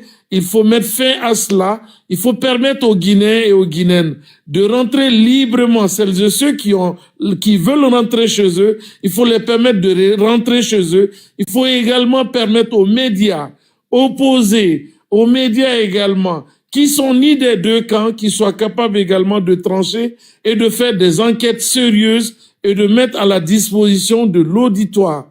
Il faut permettre également à la société civile, je parle d'une société civile et convaincue également que la Guinée passe au premier rang, au dépend également des calculs arithmétiques que les uns et les autres vont faire. Il faut libérer la société civile, il faut libérer l'opposition, il faut permettre également à montrer aux décideurs publics actuels que c'est pas eux la Guinée. La Guinée, c'est nous, c'est vous, c'est toute la Guinée. Et donc, nous devons nous lever dès maintenant, penser à dire aux Guinéens que c'est le moment de faire partie parce que nous sommes barricadés. Nos visiteurs actuels, les hommes et les femmes qui viennent en Guinée en ce moment, les fréquentations guinéennes portent à croire que la Guinée est en train d'être vendue. Si le président, le chef de l'État, Mamadi Doumbouya, se connaît effectivement ce que c'est l'hymne national de la Guinée, les sangs et les sueurs qui ont coulé, qui valent la liberté de la Guinée et toute l'Afrique. S'ils lisent ne serait-ce que les premières phrases de l'hymne national de la Guinée, il doit penser que ses amis aujourd'hui qui fréquentent la Guinée sont pas les bienvenus, c'est contraire à notre indépendance, c'est contraire aux valeurs. Le soleil des indépendances aujourd'hui, les hommes et les femmes qui sont tombés sont en train de pleurer dans leur tombe en disant « Waouh, si on le savait, jamais de la vie de tel personnage n'allait au moins piloter la destinée de la Guinée. » Il faut chasser Mamadi. J'interpelle tous les Guinéens, c'est maintenant il faut le chasser. Il faut le chasser, quelqu'un qui est capable de priver un artiste. À tort ou à raison, on peut comprendre que Eli soit inquiété par l'appareil judiciaire guinéen. Mais sa famille, qu'a fait sa famille pour bénéficier de cela? Pourquoi les Guinéens, les Guinéennes, vous ne pouvez pas entendre cela? On ne parle pas d'Eli là. On ne parle pas du journaliste Babila. On parle de leurs proches, on parle de leur famille. Hein? Ali Ouba, qu'a-t-il fait? Voilà, vous avez écouté le frère, tapotez, hein, tapotez les gars, ils commencent à signaler encore, tapotez massivement, voilà. Alors, par rapport à ce que le frère Kaba a dit, d'abord je le remercie, je suis très content et très heureux de savoir qu'il il est en train de mettre en œuvre. Merci Fatoumata Keita. Fatoumata Keita. Merci pour vos cadeaux. Merci pour vos cadeaux, pour vos fleurs. Mais voilà, le numéro Orange Money est là pour le soutien. Et voilà, le numéro que vous allez voir tout de suite là, le 226 07 là, donc 70 55, voilà. Et c'est le compte Orange Money du Burkina. C'est à partir de là, vous pouvez envoyer vos soutiens, voilà. Et sur mon compte Orange, sur ma page Facebook, je vais aussi publier, voilà, le PayPal pour ceux qui sont aux États-Unis, voilà. Merci à tout le monde. Voilà, partagez le numéro en bas, les gens vont prendre. Vas-y, Eli. Donc, merci, M. Kaba, qui est en train de tout mettre en œuvre pour participer au concert et acheter des tickets. Ça me réjouit vraiment. Maintenant, par rapport à son intervention, il a parlé de l'hymne national. Il se pose la question si Mamadi comprend l'hymne national, s'il connaît le sens des mots utilisés. Je voudrais vous dire, M. Kaba, que Mamadi est très limité par rapport à sa capacité intellectuelle, à sa capacité à gouverner, à sa capacité à discerner les choses. Mamadi, pour l'avoir côtoyé, mais à plusieurs reprises, Dieu m'a donné cette chance, si je pourrais l'appeler ainsi, si c'est une chance, mais j'ai été dans le cercle très fermé, dès l'arrivée du CNRD, des personnes qui ont eu le privilège de rencontrer à plusieurs reprises Mamadi Doumbouya, à plusieurs reprises, et de parler des questions les plus sensibles de notre pays. Mais je vous avoue que j'ai été choqué par la bipolarité de cet homme-là. C'est-à-dire, il est bipolaire. C'est quelqu'un qui était dans un contexte où il voulait vraiment faire la transition. En tout cas, ce qu'il nous a fait comprendre et savoir. Il a pris tout le monde, je dis bien tout le monde, à contre-pied. Les gens ont adhéré à son combat. Il y en a qui sont allés à l'extérieur pour rencontrer les institutions internationales. Il y en a qui sont allés rencontrer les chefs d'État, la CEDEAO, pour légitimer le coup d'État. Mais on a fabriqué un monstre. On a fabriqué un monstre qui allait nous avaler.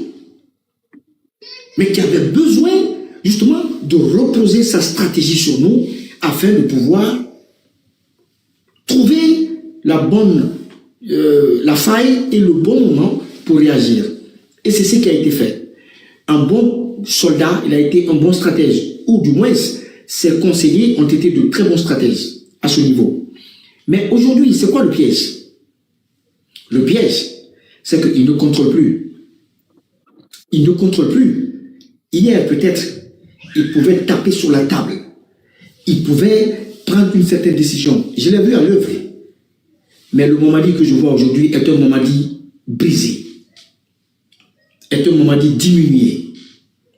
Est un Mamadi, c'est-à-dire, qui a beaucoup plus d'ennuis personnels et sanitaires que tous les cas qu'on connaît aujourd'hui en Guinée. En réalité, il y a des gens qui détiennent les leviers du pouvoir en Guinée. Ce sont eux qui décident sur le plan militaire, sur le plan économique, sur le plan justement des décrets qui sont faits. Il y a des gens qui prennent des décisions et qui rendent compte à Mamadi. Parce que c'est un complexé intellectuel. L'intellectuel, il n'est pas intellectuel, il est complexé. Sur le plan intellectuel, il est très limité. Donc, quand vous posez la question s'il connaît le sens de l'hymne et s'il connaît le sacrifice qui a été consenti, le sang, la vie des Guinéens qui a été donné en sacrifice pour cette indépendance et tout, il ne connaît pas. Comment voulez-vous qu'il le sache? Il ne le sait pas.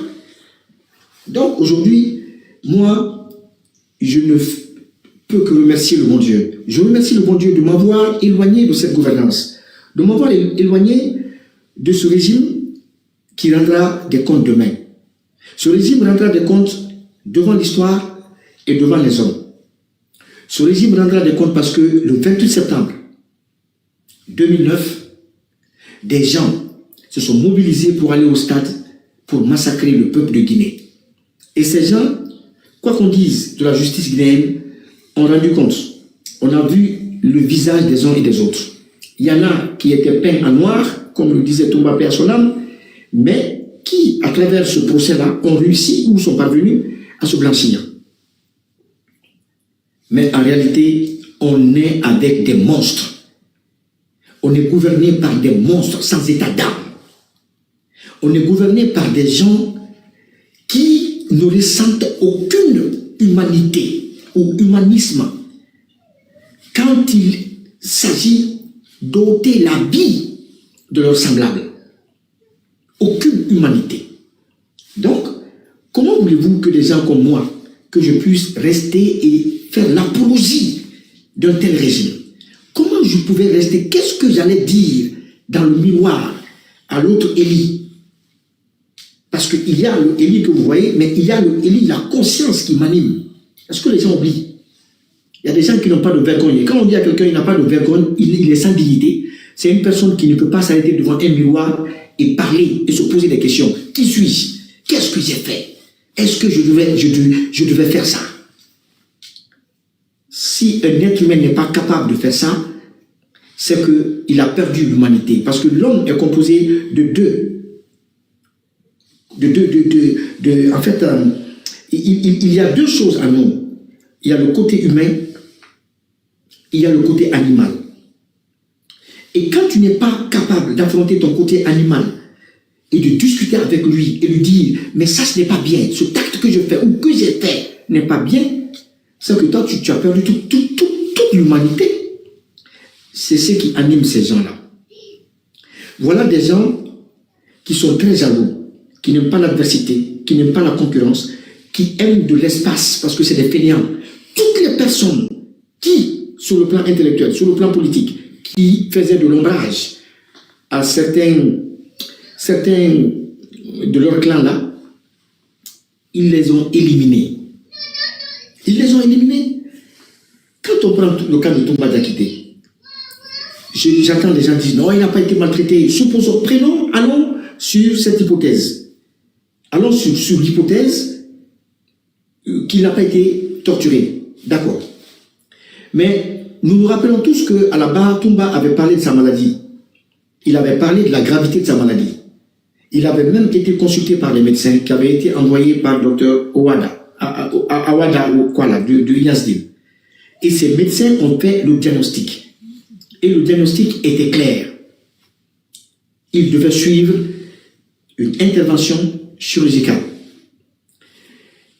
Ça n'a pas été fait. On lui a dit d'attendre après le procès, après le verdict. Il a attendu. Après le verdict, un dossier a été monté. Il était question qu'il parte pour ses soins à la dernière minute. Mais à la toute dernière minute, ça a été bloqué par le CNRD. Parce que les marabouts encore ont parlé dans les oreilles de Mamadi Doumbouya. Ils lui ont dit, ah, si tu le laisses partir, il ne reviendra pas. Et s'il doit revenir, il reviendra contre toi ou contre ton pouvoir.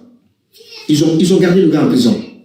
Ils le gardent en prison à la maison centrale, que je connais bien, pour avoir séjourné là-bas, parce que j'ai fait plusieurs fois la maison centrale. Donc, le monsieur, malade qu'il est, on vient le prendre, on le conduit à la prison civile de Koya. Pourquoi? Ils savent qu'à la maison centrale, les conditions quand même sont acceptables, les conditions sanitaires, parce qu'il y a une infirmerie et tout. En plus, la maison centrale est très proche des hôpitaux, Yazdine et Donka et tout. Donc, en cas de problème et tout, on a le temps rapidement d'intervenir. On le prend, on l'éloigne de Conakry, on le conduit à Koya. Dans quel but? Dans le but de faire en sorte qu'il n'ait plus accès aux soins primaires et que sa maladie se développe à une vitesse et à une certaine croissance et qu'il en meure rapidement. C'est une hypothèse plausible parce que lorsque ces criminels-là ont en main ton bilan sanitaire, s'ils ne t'assassinent pas par des tortures, ils peuvent précipiter ta mort. Parce que voilà, la santé aussi, elle est psychologique. Vous le savez, comme moi, M. Kaba, la santé est psychologique. Lorsque vous mettez quelqu'un en prison, voilà. Je suis d'accord. Je te prends une motion d'une phrase. Moi, je peux comprendre et j'entends bien, mais là où je fais plus de reproches, c'est que on a des ONG internationales en République de Guinée, telles que Human Rights, qui est capable de sortir des rapports à tout va. Parce que vous vous souvenez sous Alpha Condé, il y avait tellement de rapports de Human Rights qui sortaient sur la Guinée. Exactement. Et depuis Mamadi est arrivé, on voit aucun rapport, aucun texte. Et donc, vraisemblablement, vous voyez que même les partenaires au jour d'aujourd'hui, auxquels on peut compter, qui sont là pour regarder la l'égalité et la liberté des citoyens, les droits humains en République de Guinée, sont bouche bée. C'est ce qui rend le pays infréquentable. Mais oui, tout à fait. La dernière fois, Damaro, tu as entendu l'intervention du ministre de la Justice quand il parlait du code, je ne sais pas, le code de l'enfant, un truc comme ça. Dans les commentaires, les gens me disent, mais où sont les enfants de Eli Kamano? Pendant que vous parlez du code d'enfant et tout, du droit des enfants. En attendant, qu'est-ce que vous avez pris comme mesure par rapport aux enfants de Eli Kamano? Silence radio. Mais ce sont justement des gens qui sont dans du 2 poids 2 mesures. Sous Alpha Condé, moi j'ai été un opposant, un activiste, chevronné, un activiste qui s'est opposé au régime du président Alpha Condé. Mais aujourd'hui, nous nous rendons compte, franchement, de ce que nous avons comme acquis et de ce que nous avons perdu comme acquis dans ce pays-là. Franchement, nous nous rendons compte parce que le combat, quand nous le menons pour une alternance démocratique, c'est pour l'amélioration des conditions de vie des populations et du peuple. Mais sinon, l'alternance, ça ne sert à rien. Alors, dans ce cas, si nous demandons une alternance démocratique, c'est pour que celui qui viendra après fasse mieux que celui qui était là. Mais sinon, on peut aussi vivre dans des monarchies, comme le Maroc, comme l'Espagne, comme l'Angleterre, comme la Belgique, comme l'Italie. Encore mieux. Voilà. Mais on a dit alternance démocratique pour que chaque président puisse, par son empreinte, marquer l'histoire de son pays, sous son magistère. C'est ce qu'on a dit. Mais Mamadi Doumbouya, il arrive et il fait de la Guinée une propriété privée. Il prend tout le monde, il met dans sa poche. Ou tu es avec moi, ou je te braque, je te tue, je t'assassine. Je vous assure que lui là, son histoire fera un film. Ça va être joué au cinéma. Ce gars-là. Ça, j'en suis sûr. Et il y a des moments, mon frère, M. Eli et M. Camara, dans l'histoire d'un peuple, où le silence devient une faute. La Guinée, aujourd'hui, a un carrefour où les hommes et les femmes qui ont soutenu le mouvement GMD, les hommes et les femmes qui sont autour du président, demain, ne venez pas nous dire que vous n'êtes pas témoin de ce qui est en train de se passer et qu'on ne vous a pas écouté et que vous étiez contre. On ne souhaiterait pas entendre ça. Assumez vos responsabilités, c'est le moment de débarquer. Vous avez la possibilité, si vous avez des missions, et démissionner à partir du pays d'accueil et demander également l'asile. L'asile peut se demander même à Abidjan. Non, mon frère.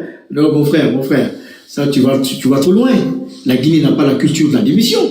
Le Guinéen n'a pas la culture, l'Africain en général n'a pas la culture de la démission. Ça, c'est pas dans notre culture, c'est pas dans notre ADN, ça. Démissionner, ça relève d'un patriotisme sans égal. Non. Moi, ce que d'abord, je vais répondre rapidement à celui qui a demandé le concert, c'est où? Le concert, c'est à Paris, au New Morning, le 9 mai. Et pour revenir à votre intervention là tout à l'heure, le peuple, voilà une entité qu'on ne peut pas maîtriser, qu'on ne peut pas comprendre. Le peuple. Seul le peuple peut applaudir le matin et huer c'est qu'il a applaudi le soir. C'est-à-dire, il applaudit, comme Alpha Blondy l'a dit, vive le président, abat le président, vive le général, abat le général. Seul le peuple peut le faire. Et à moins de 24 heures.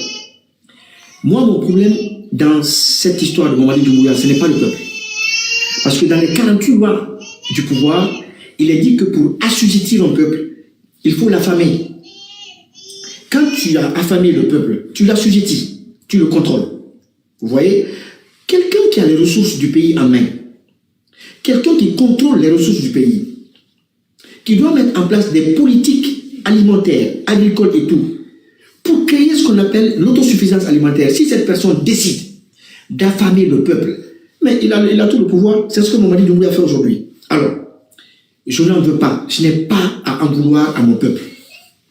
J'en veux aux leaders, dans les secteurs donnés. J'en veux aux journalistes. Les journalistes pour lesquels, d'ailleurs, les poniquets et les bijoux ont été enlevés. Parce que la déclaration qui a précédé justement à leur enlèvement, c'était dû à la fermeture des médias. Damalo, je mens? Je confirme, hein, je confirme. Voilà. J'accuse les artistes que je considère comme étant dans l'association des malfaiteurs qui font l'apologie du mal, du crime, qui font l'apologie du kidnapping, qui font l'apologie de l'enlèvement dans ce pays-là. Parce que l'art doit être un instrument de vérité et non un instrument de propagande. Et non un instrument à travers lequel tu vas consolider un régime dictatorial et monarchique. L'art n'a pas pour rôle de se comporter ainsi. J'accuse les magistrats. J'accuse justement les ONG. J'accuse un certain nombre d'acteurs dans notre pays. Ce sont eux. C'est à eux là qu'on doit s'adresser. C'est à eux qu'on doit dire, ne revenez pas nous dire demain que vous n'étiez pas informés ou que vous ne voyez pas ou que vous aviez peur. Parce que nous, on a tout répertorié. On a tout répertorié. Heureusement pour nous que tous ceux qui ont reçu des maisons, des voitures, de l'argent, ils sont allés sur les réseaux sociaux, ils ont balancé ça là-bas. Nous aussi, dès qu'ils balancent, on écrit, on garde. Moi, j'ai un carnet ici, là. Je peux vous sortir le nom de tous ceux qui ont eu des voitures, des maisons, de la tour. J'ai tout écrit. Pourquoi j'ai fait ça? Je l'ai fait pour l'histoire, pour ne pas que demain quelqu'un dise « Ah non, on m'accuse ». Non. On va prendre toutes les preuves. On va exhiber devant la justice. Et la justice va vous poser des questions en termes très clairs. Est-ce que sous le régime, sous le magistère du CNRD, vous avez appris l'enlèvement de tel, ou l'assassinat de tel? Oui, on a appris. Quel a été votre rôle? Qu'est-ce que vous avez fait? On a gardé le silence. Et le silence devant un crime a ses implications de responsabilité dans le crime commis. Ça, c'est un. Quand on prend le recel, c'est quoi le recel? Je ne vous apprends rien. Le recel, c'est lorsque un individu va dérober quelque chose et il vient te le revendre sans que tu ne saches même que c'est un instrument volé ou c'est quelque chose de volé. Tu es un receleur et tu es condamnable devant la loi. Tous les artistes guinéens qui ont pris les cadeaux là, c'est des receleurs. Parce qu'ils ont pris des objets volés au peuple de Guinée, volés au pays. C'est des receleurs. Parce qu'ils ont pris l'argent volé dans les caisses de l'État. Des receleurs parce qu'ils ont pris des maisons achetées avec l'argent du contribuable guinéen. C'est du vol et c'est du recel. Les gouvernants ont volé, les artistes ont fait du recel. Donc ils seront poursuivis et frappés avec le même bâton. Tout ce temps qu'ils sont, on a écrit. Du plus grand au plus petit. On a tout mentionné. Donc, c'est pour vous dire que le travail que nous faisons, c'est un travail qui aura un double impact. Nous allons débarrasser demain notre pays des apatrides.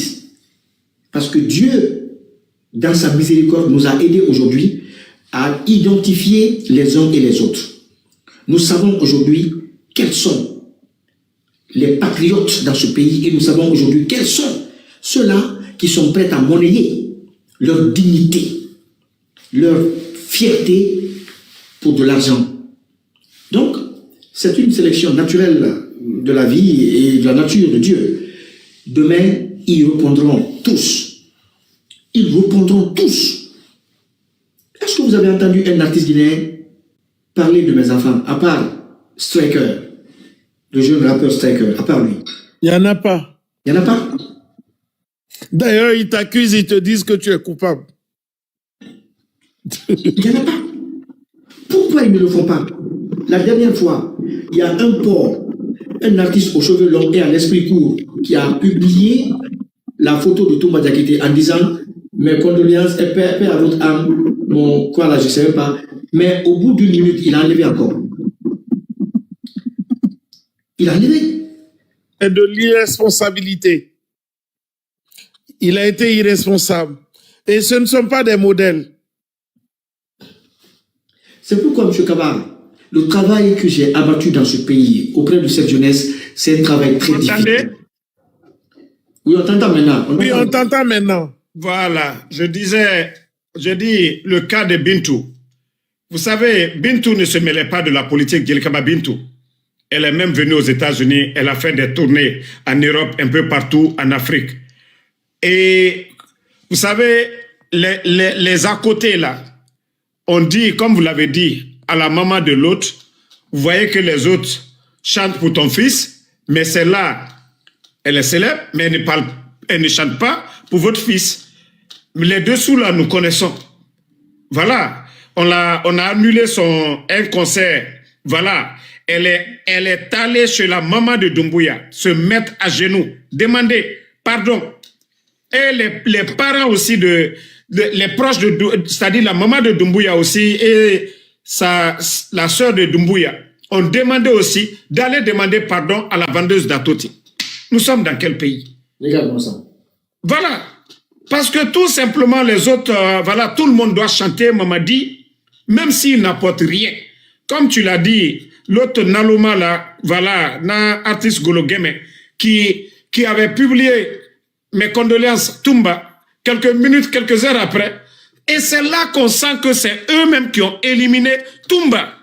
C'est là qu'on sent que c'est eux-mêmes qui ont éliminé Toumba. Voilà. Sinon, s'ils n'avaient rien à voir dans l'affaire de Toumba, pourquoi le gars, il était obligé de supprimer le poste? Mais le gars, il a servi à un moment donné.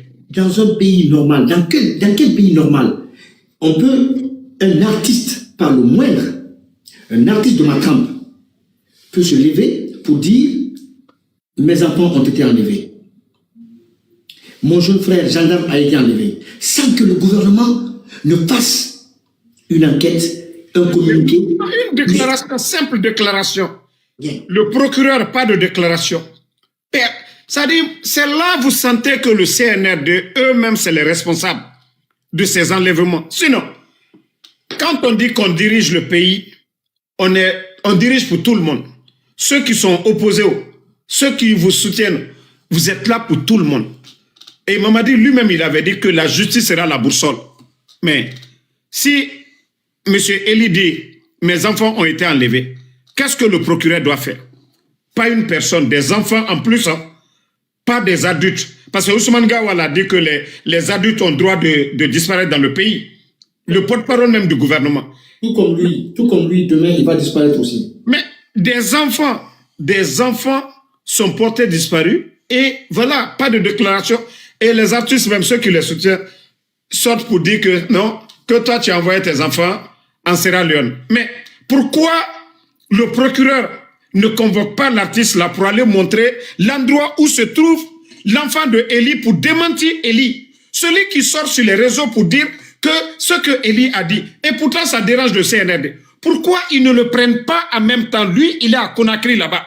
Il dit que les enfants de Eli sont en Sierra Leone. Mais pourquoi ils ne vont pas avec lui pour aller montrer l'endroit où se trouvent les enfants de Eli? Mais c'est que tout est possible dans ce pays-là. On a vu la vendeuse de Atoté dire les raisons pourquoi Toumba a été transféré à la maison d'arrêt de Koya. La suite, on a si vous permettez. Dans un état normal, elle partait en prison directement. Tout à fait, tout à fait. Elle partait en prison directement. Tout à fait.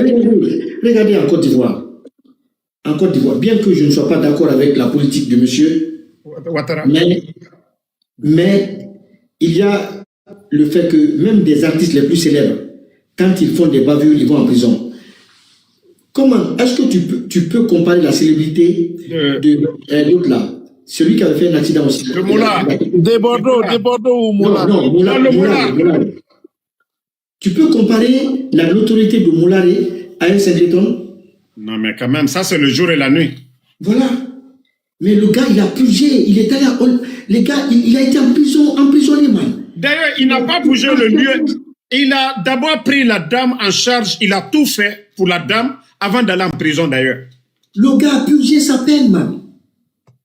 Pour vous dire que c'est un état de droit.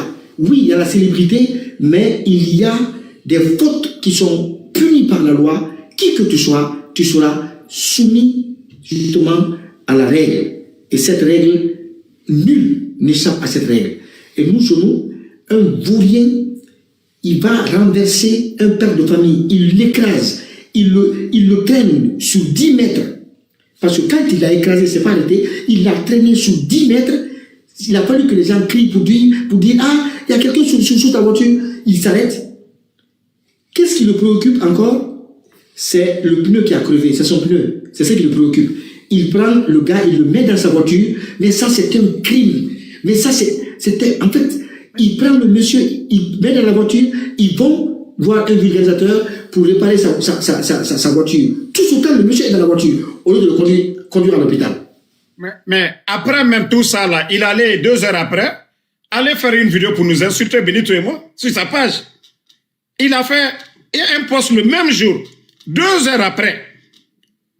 En fait, quand moi, ils m'ont notifié que le gars a fait l'accident, je suis allé sur sa page. Quand j'ai vu ça, d'ailleurs, je n'avais pas cru au départ. Parce que je me dis, mais quelqu'un ne peut pas faire l'accident. Où on dit que voilà, quelqu'un a perdu la vie. Et lui, il sort encore insulter les gens sur les réseaux sociaux. Il n'avait pas de permis. Il n'avait pas de permis.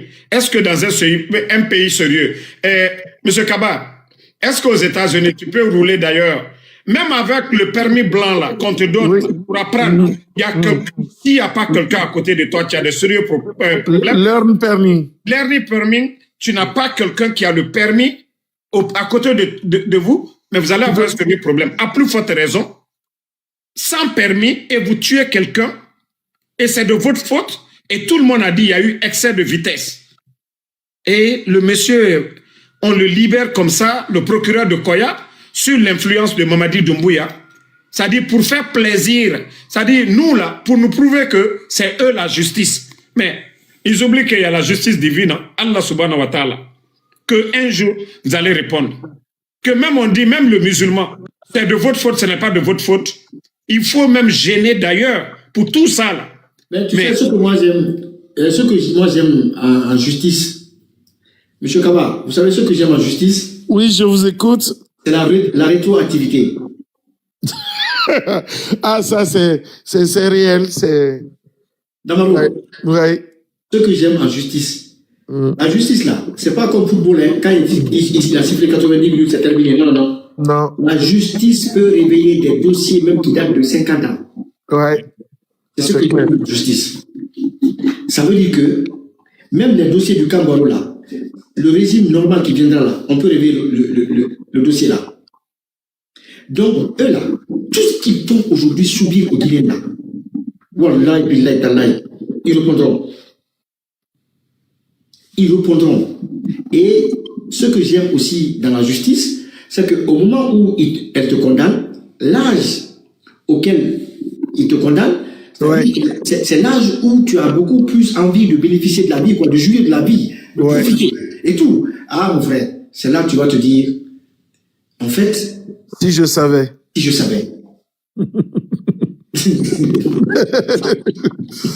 Non, mais c'est pourquoi aujourd'hui, Mamadi, tout ce qui est important pour lui, c'est sa survie.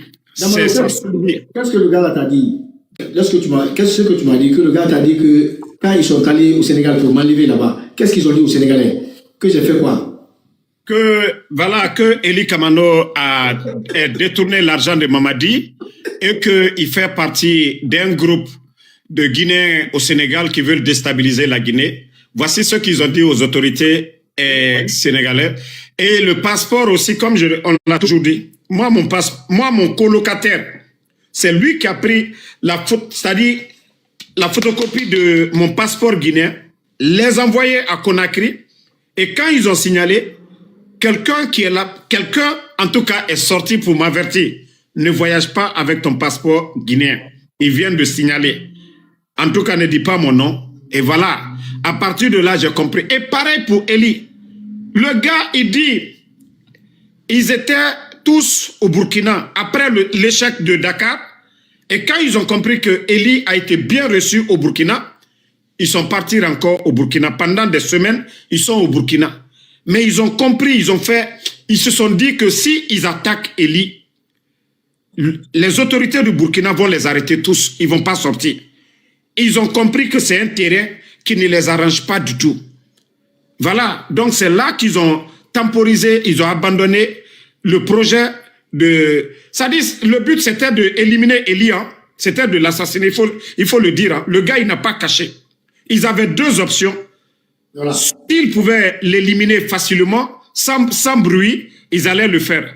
À défaut, le kidnapper, le prendre, l'amener directement à Conakry. Voilà. Donc, c'est là vous devez comprendre le danger.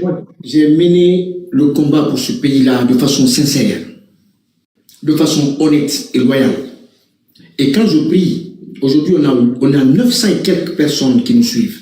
Quand je prie, je dis toujours à Dieu, s'il est vrai que je mène ce combat pour la Guinée de façon sincère et loyale, toi Dieu, qui voit et qui sait ce que nous avons comme intention au fond de nous, tranche entre ces gens-là et moi. Non, mais monsieur Eli, si vous permettez, vous n'avez pas besoin de jurer.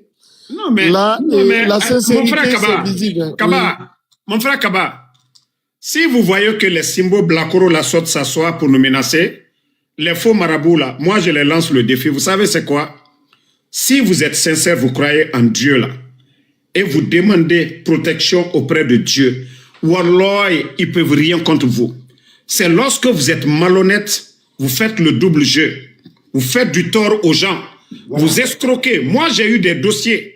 Ici, je pouvais taper sur des gens avec, je dis bien, des sextapes. Je pouvais taper sur les cadres du CNRD, avoir de l'argent, mais je me suis dit, ça ne m'intéresse pas. Des dossiers, en tout cas de leur vie privée, que je pouvais taper, je me suis dit, hé les gars, moi ça ne m'intéresse pas. Ce qui nous lie là, la politique, c'est ce qui est important pour moi.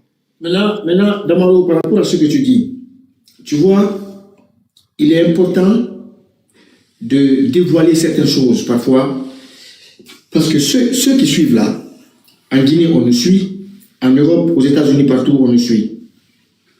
Tu sais, l'argent sale, comme tu l'as dit, ça m'est arrivé en Guinée, avec Moussa Moïse, l'actuel ministre de la Culture, d'ailleurs, qui m'a laissé entendre que Bill Dessam a détourné 49 milliards. Wow. Oui, 49 milliards. Est-ce que vous entendez parler de lui? Il n'a pas été inquiété, rien, mais il l'a remercié. C'est ce qu'il a détourné, ce que Moussa Moïse là m'a dit ce jour. Mais qu'est-ce qui m'avait conduit sur lui? Moussa Moïse, bon, pas lui, le département de la culture me doit plus de 400 millions de francs guinéens. En fait, on a une structure avec un ami, une structure de location de sono. Parce que moi, il fut un moment, j'ai un grand à moi là, sous le régime du président Alpha Condé qui m'avait donné de l'argent, j'ai acheté la sono. Mais j'ai donné à ce ami là pour ne pas que les gens, tu sais, en Guinée, quand on sait que c'est pour toi, soit on sabote, soit voilà quoi. En tout cas, donc j'ai dit bon, tu gères, moi on partage les gains. Donc, c'est ainsi que sous Bill Dessam là, son truc là, son passage au ministère, il a loué le matériel pour 2 festivals. Donc, quand il a loué, après la prestation, il n'a pas payé. Il a dit que bon, comme c'est l'État, ils allaient payer. Donc, la facture est allée à 400 millions. Bill Dessam est révoqué de ses fonctions, Damaro. Donc, comme lui et moi, on était à couteau tiré là, je ne voulais pas aller le voir. Quand Moussa Moïse est venu seulement, je suis allé voir Moussa Moïse. Je lui ai expliqué. Il dit, je dis, mon frère, je dis, on a un dossier ici, mais Bill n'a pas voulu le payer. Je dis donc, le nom, il m'a dit, c'est quoi le nom de la structure? J'ai dit le nom de la structure. Il a pris, il avait une liste là, il a sorti la liste, il a regardé. Festival, tant. Il a vu le nom de la structure. Il a dit, ah oui, c'est vrai. Il dit, vous avez une facture de 480 millions. Quand il a dit 480 millions, je dis non. Vous nous devez 400 millions, pas 480 millions. Il dit, mais c'est ce qui est mentionné ici. Je dis, ça, c'est Bill Dessan et Guessira Condé qui ont fait ça. Qui surfacture l'État. Wallahi, billahi, tallahi, sur ma vie. Je dis, appelle. Il a appelé Guessira Condé et le DAF. Le DAF, ils sont venus, il a dit, il dit, mais je ne comprends pas. Il dit, il vient avec une facture de 400 millions. Il dit, c'est mentionné ici 480 millions. Je dis, moi, les 80 millions là, ça ne m'appartient pas. C'est les 400 millions là, c'est ça la facture que vous devez nous payer. Moussa Moïse s'est mis à rire là-bas dans le bureau, tellement que j'ai lavé les gens là. Je dis, bon voilà, ce que nous voulons combattre dans ce pays-là, vous surfacturez les gens. Ok, vous prenez des factures avec nous, vous dites, moi je prends ton appareil, je prends ta sono à 100 millions et vous mettez 150 millions, 200 millions. C'est-à-dire, vous surfacturez l'État. Vous êtes des concurrents à l'État. Pourtant, l'État vous a embauché, mais vous devenez des concurrents directs à l'État. Mais mon frère, Moussa, ils ont fait une reconnaissance de dette. Ils m'ont remis. Donc, cette reconnaissance de dette, j'ai pris ça, je suis allé dans les banques. Il m'a dit, bon, pour le moment, on n'a pas d'argent. Mais tu peux aller dans les banques, comme c'est l'État, tout compte fait, ça sera payé. Dans ma roman, je suis allé dans les banques. Je suis allé dans 4 banques. Partout où je pars, on me dit l'État guinéen n'est pas crédible. En tout cas, l'État de mon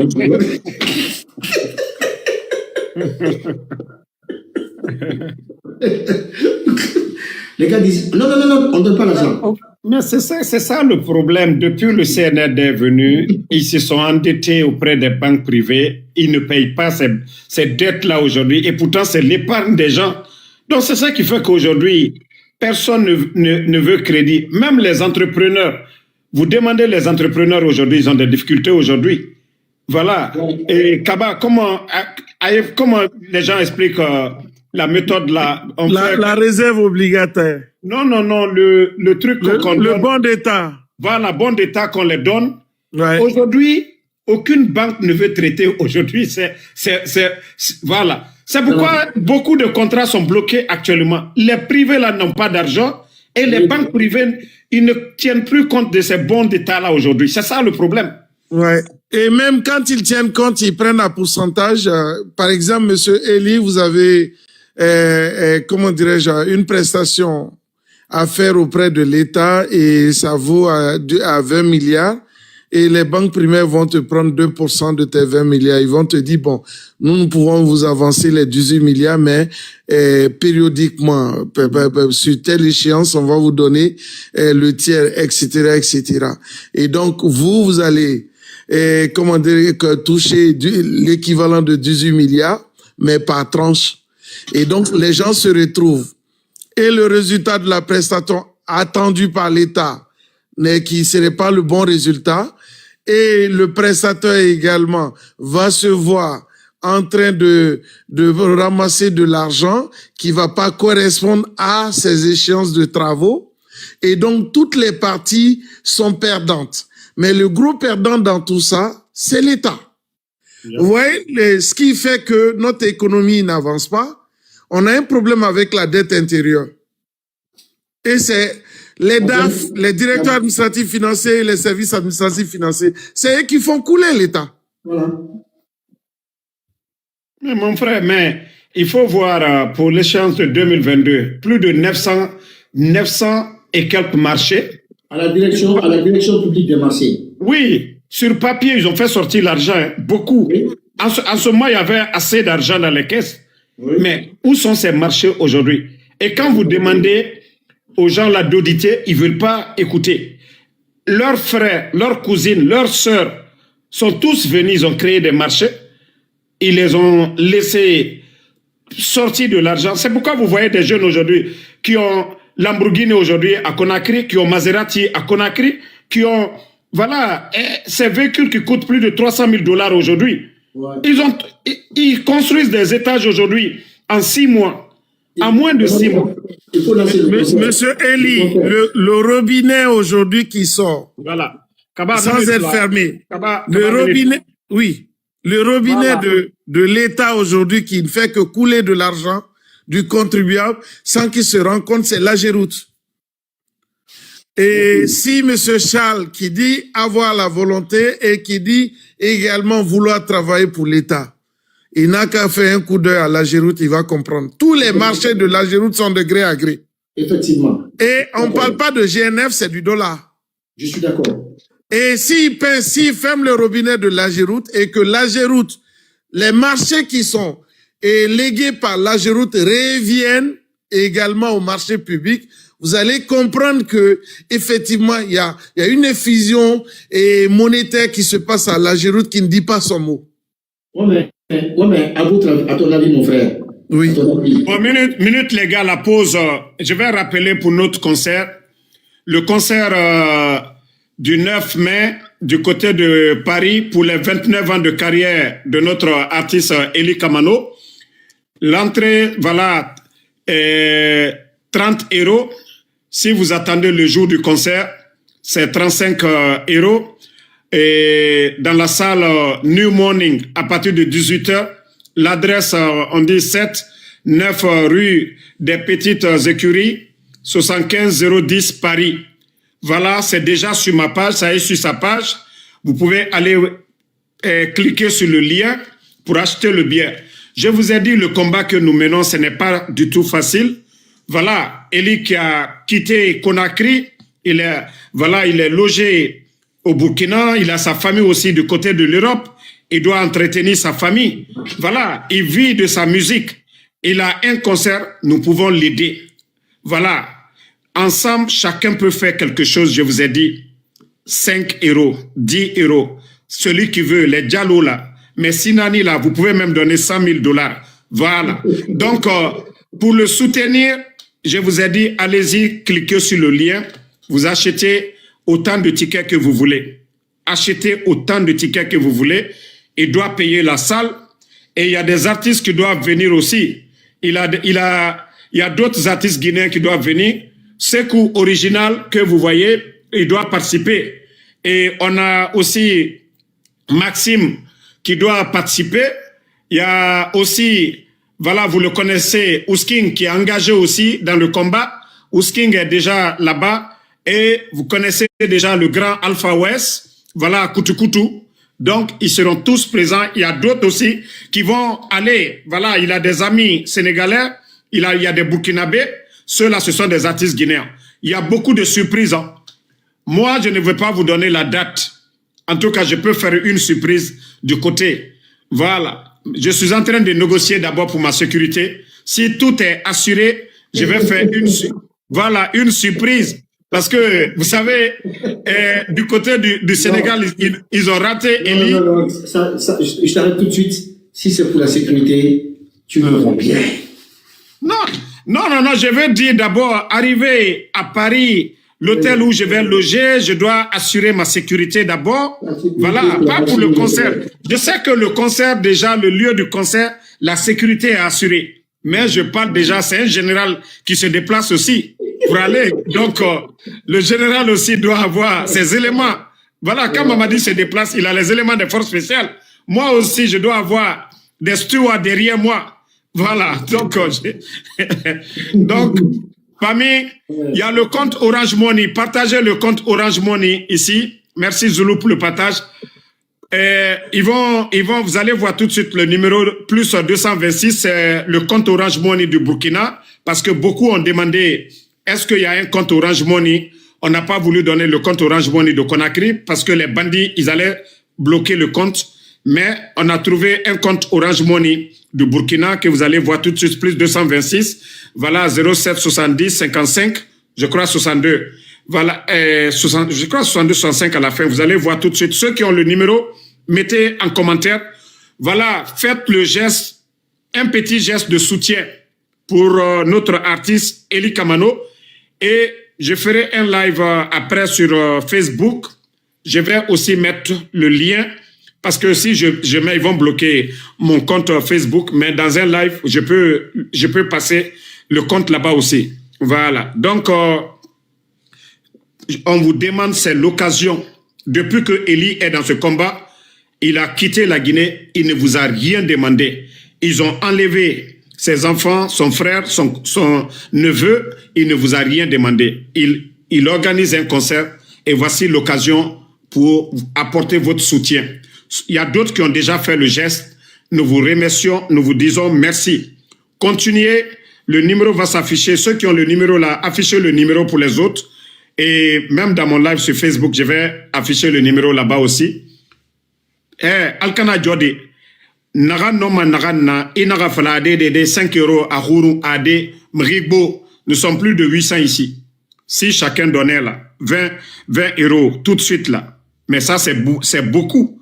Donc, c'est pourquoi on vous demande, Onaga Yode, Yafalade, $100 Mounira, ou $200 Mounira, Ade Onaga Naraba. Le compte Orange Money, Onoma Nagan Nabade, Onatanaba, Fonga Umbore soutenu, Jifet en Queen. Tous les combattants, Fonga Umbore soutenu. Vous avez vu les Sonko là pour gagner le pouvoir? Il y a eu le soutien du peuple sénégalais. Il y a des policiers qui ont démissionné. Ces policiers-là ont été soutenus au Sénégal. Donc, ce combat-là, Mounana Falafeobe, le concert-là, on vous demande de faire ce que vous pouvez pour le concert. Parce que vous voyez les Takana Zion, ceux qui soutiennent la dictature. Oudi Premier aujourd'hui, il a Lamborghini. Eli ne veut pas de Lamborghini. Takana Zion aujourd'hui, on les donne des sorties d'usine. Les fichki là, les artistes. Voilà, merci Ousmane Diallo, c'est le numéro qui est là. Plus 226 07 70 55 62. C'est le compte Orange Money. Vous pouvez faire un geste. Eli, il va vous remercier là-bas. Donc, on vous demande humblement d'agir, de faire un geste. Voilà. Pour ceux qui veulent aussi PayPal, attendez mon live de Facebook où je vais faire aussi une petite affiche où je vais mettre PayPal, Orange Money. Je vais afficher sur TikTok et je vais afficher sur mon compte Facebook. Donc, on va continuer, mais c'est vous rappeler que voilà, c'est du côté de Paris et ça sera le 9 mai. Le 9 mai pour les 29 ans de carrière de Eli Kamano. Et le samedi 9 mai, le ticket à 30 €. Et le jour du concert à 35. Et dans la salle qu'on appelle New Morning, à partir de 18 h. L'adresse, c'est 7-9 rue des Petites Écuries, 75 010 Paris. Voilà, c'est du côté de Paris. Merci à tout le monde. On continue. Voilà, on ne sera pas là pour longtemps. Voilà, Eli, on vous écoute. Je dis, tout à l'heure, tu as dit qu'on a 800 personnes ici. Je dis, mais n'oublie pas que toutes les personnes qui sont là, ne sont pas avec nous. Il y a aussi les membres du CNRD qui regardent. Non. Moi, chez moi, ici, la majorité sont avec nous. Non, ça, je te le dis. Moi, ma page... Non, je te dis, la majorité ici, c'est pourquoi il y a 870. Je te dis la majorité ici. C'est pourquoi quand je dis partager, ils vont partager. Et c'est le numéro qui s'affiche ici. Non, si, ne serait-ce que même 400 personnes, voilà. 400 personnes, allez-y faire un petit geste. C'est une façon de parler, je te taquine. Je sais que tu as fidélisé les gars ici. Je sais que ça a été un long combat. Au début, je voyais combien de fois tu souffrais, tu galérais. Bon, mais après, c'est une façon de dire qu'il y a aussi tes ennemis qui te regardent. Chaque fois que tu fais un live... Eux, on les bloque ici. On ne leur donne même pas le temps ici. On les fait souffrir. Donc, ici, c'est la page des patriotes. Ça dit, vous n'aimez pas quelqu'un, pourquoi prendre le temps de le regarder? Ça dit, vous vous fatiguez. Ce qui sortira de la bouche de Eli, ça ne va pas vous plaire. Ce qui sortira de la bouche de Damaro, ça ne va pas vous plaire. Donc, allez-y ailleurs. Ici, on vous demande, voilà, de soutenir le concert. Et je sais que beaucoup sont engagés. Merci, Yedali, voilà, et Silla. C'est l'adresse qui est là comme ça. Donc, cliquez là-dessus ou faites la capture. L'adresse, vous l'avez déjà. Et le numéro de téléphone aussi. Plus 226 07 70 55, je crois 62. Voilà. faites le dépôt. On ne vous oblige pas, on ne vous demande pas un montant. Nous sommes nombreux et je vais continuer à le faire jusqu'au 9 mai pour pouvoir aider notre artiste. Voilà, nous, on n'a pas besoin de prendre l'argent du contribuable guinéen. Ce que vous allez donner, ça, c'est pas l'argent du contribuable, les milliards qu'on donne au Oudi Premier, au Takana Zion, aux artistes vendus là. En principe, on devait construire des hôpitaux, faire des écoles, en tout cas donner des tracteurs. Mais hier, vous avez tous vu Baouri, en pleine saison sèche, sur un tracteur en train de dire que c'est le lancement de la campagne agricole. Monsieur Eli, vous-même, vous étiez au Burkina, vous avez vu le lancement de la campagne agricole, le nombre de tracteurs, de semences, tout ça, les agronomes qui devaient accompagner. Donc, c'est tout à fait le contraire chez nous, oui. Ouais, mais bon, moi, je voudrais aussi te signaler quelque chose par rapport, justement, je vois que tu affiches certaines personnes qui sont avec ces gens-là, bon, avec lesquels tu as un bon terme, sont avec le CNRD. Après, il y a certains artistes là-bas, vous êtes amis et tout, c'est bien. Mais après, ça c'est ma vision. Moi, je pense que il n'y a pas aujourd'hui parmi ces gens-là des gens qu'on peut soustraire de la main gouvernementale. Ça, c'était avant, c'est pas maintenant. Ah, voilà. Non, mais ça, c'était avant. Moi, chez moi, il n'y a pas midi 14. Hein. Moi, j'ai déjà tourné la page de ces artistes-là. J'avais décidé, j'avais dit souvent. Non, vous ne me verrez pas en train de soutenir ces artistes-là. Non. Vous vous rappelez, quand vous étiez en ce moment en conflit avec Oudi, j'avais pris la part de Oudi, mais actuellement, je l'ai dit, c'est lui le vrai malhonnête parce que on s'est dit que vous étiez tous avec le CNRD, mais toi, tu avais ta conviction. Tu l'as dit que si Mamadi ne respectait pas sa parole, tu allais t'opposer. Mais aujourd'hui, tout le monde voit ta vérité, c'est-à-dire ta vérité aujourd'hui. Voilà, tout le monde voit aujourd'hui que c'est Eli qui est honnête. Eli n'a pas été ami avec un régime à l'aveugle. Sinon, le régime d'Alpha Condé, on vous a tout demandé, on vous a calmé, on vous a approché, mais vous avez dit niet. Dadis, Lansana Conté, vous avez chanté Koudéisme ici. Voilà. Donc, c'est pour vous dire que tous ces artistes-là, moi, je le dis ouvertement. C'est pourquoi je ne fais pas cadeau à ces gens-là. Que ça soit Oudi, mon gars, moi, j'ai tourné la page du gars depuis longtemps. Beaucoup d'artistes, j'ai tourné leur page depuis longtemps. Parce que ce que nous traversons aujourd'hui, il ne faut pas oublier que ces gens-là, ils jouent un grand rôle. Oui. Et tout à l'heure, on le disait tout à l'heure, par rapport à ce qui pourrait arriver demain, à leur sort, le sort que la justice réserve demain. Maintenant, parlant du concert, moi j'ai 3 tickets ici qu'on m'a offert. C'est une dame qui a acheté. Je ne sais pas si elle suit le live ce soir-là. Je profite de l'occasion pour la remercier. Je ne dirai pas son nom. Elle ne voulait pas que je dise son nom. Mais je vais attendre lorsque j'aurai 5 ou 10 tickets. Comme ça, je vais venir ici. On va faire un live où on va poser des questions aux gens par rapport à la lutte, par rapport au combat que nous menons, par rapport au patriotisme et tout. En tout cas, pour ceux qui habitent la France, et celui ou ceux qui trouveront des bonnes réponses, ils vont bénéficier de ces tickets-là. Donc, avant ça, c'est avant le concert. On le fera vers la fin du mois d'avril. Voilà. Et comme Eli vient de le dire, ceux qui veulent acheter des tickets, vous n'avez personne du côté de Paris, vous pouvez nous envoyer et moi, à travers les lives, je vais distribuer ces tickets-là. C'est pourquoi je vous dis, c'est votre soutien.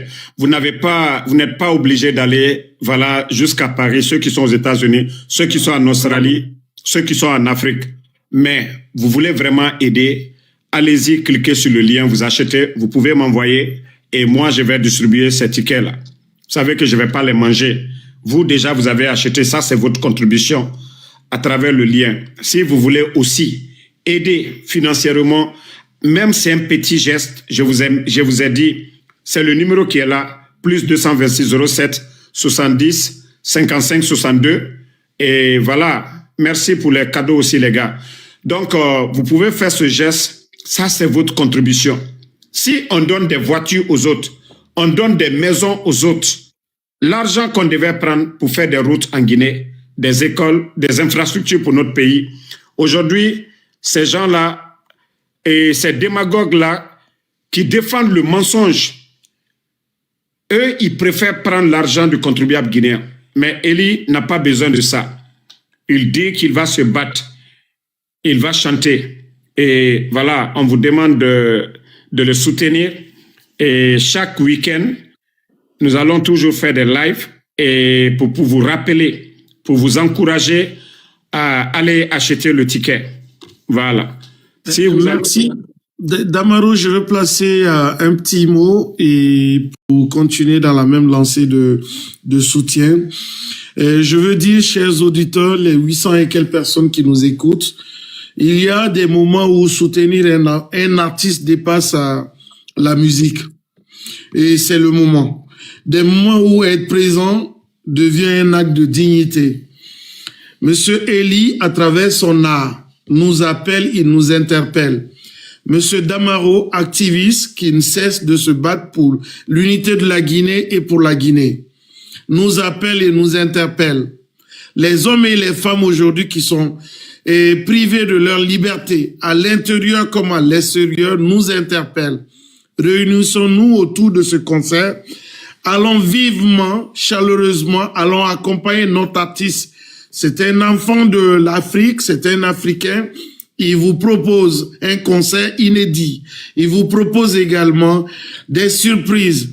Allons massivement mettre fin à notre curiosité et soutenons Eli parce qu'au jour d'aujourd'hui, au lieu de se morfondre en train de dire « Mes enfants sont privés de leur liberté, mes parents aujourd'hui sont inquiétés », il n'est pas dans cet état. Il décide également de transformer cet état de fait en un état de positivité. Et ça doit nous impacter. Nous devons être là en ce moment en train de l'encourager. Payons nos tickets. Même si le CNRD veut payer, ils n'ont qu'à payer. Parce que Eli...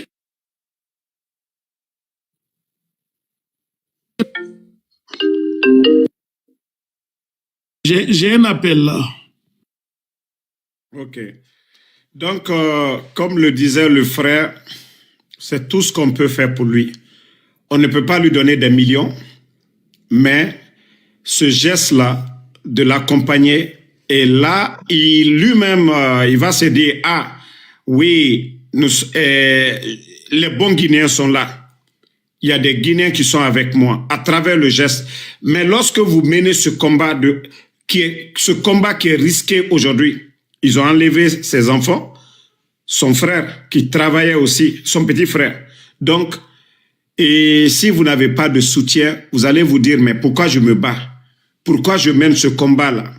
Moi, Damaro, vous savez que, voilà, et même quand le gars là est sorti pour dire que lui, il m'a fait sortir de la maison ici, ce qui n'était pas vrai. Vous savez, combien de personnes qui m'ont appelé, des Guinéens qui ont des maisons ici, qui m'ont dit, Damaro, mais j'ai ma maison ici, tu peux rester là-bas, tu ne payes rien. Ça, c'est un nombreux. Beaucoup de Guinéens. Il y a d'autres même qui m'ont demandé si tu as besoin de quelque chose. Mais je les ai dit que c'est faux. Ça n'avait rien à voir. Je te jure, si moi je voulais m'enrichir, pendant ce temps-là, vous savez, il y a des gens qui pensent qu'ils peuvent vous faire du mal. Eux, ils pensent qu'ils vont vous faire du mal. D'ailleurs, ils ouvrent la porte du bonheur pour vous. C'est comme, tu as vu. Pour assainir, il y a Djibril Tamsirian qui a dit dans l'épopée du Manding que l'homme, sous le coup de certaines illusions, croit pouvoir modifier la voie que Dieu a tracée. Yeah. Mais il oublie que tout ce qu'il fait entre dans un ordre supérieur, divin, qu'il ne comprend guère. Yeah. Ça veut dire qu'en voulant te faire du mal, il obéit à un ordre supérieur divin. Yeah. C'est-à-dire que ce acte qu'il pose te conduit vers ton destin. Yeah. C'est ce que les gens oublient en fait.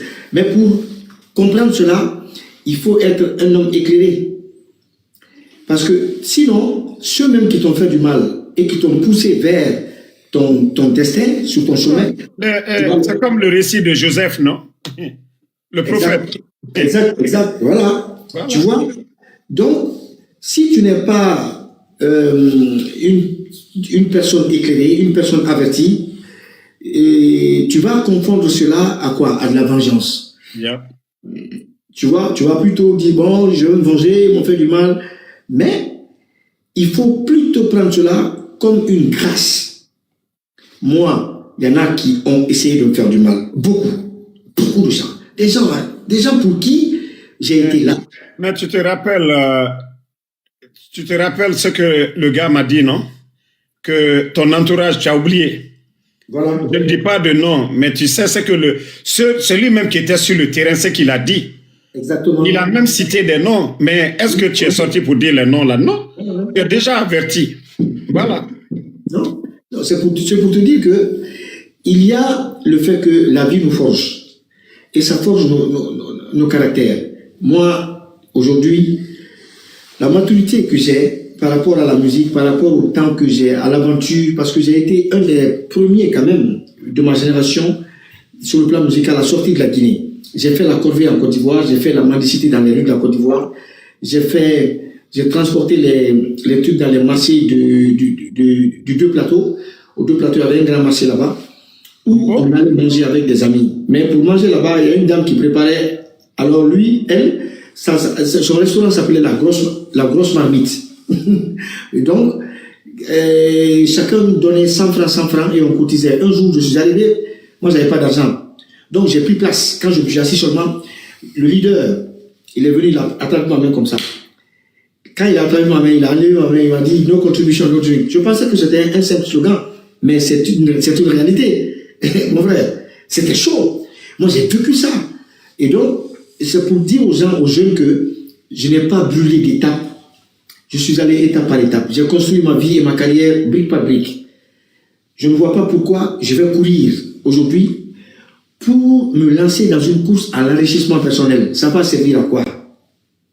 Ça va servir à quoi? Je préfère me battre pour l'histoire que me battre pour voilà quoi, pour le présent. Le présent va me manger, je vais manger, et puis le futur va m'avaler et va m'effacer. Je ne veux pas ça.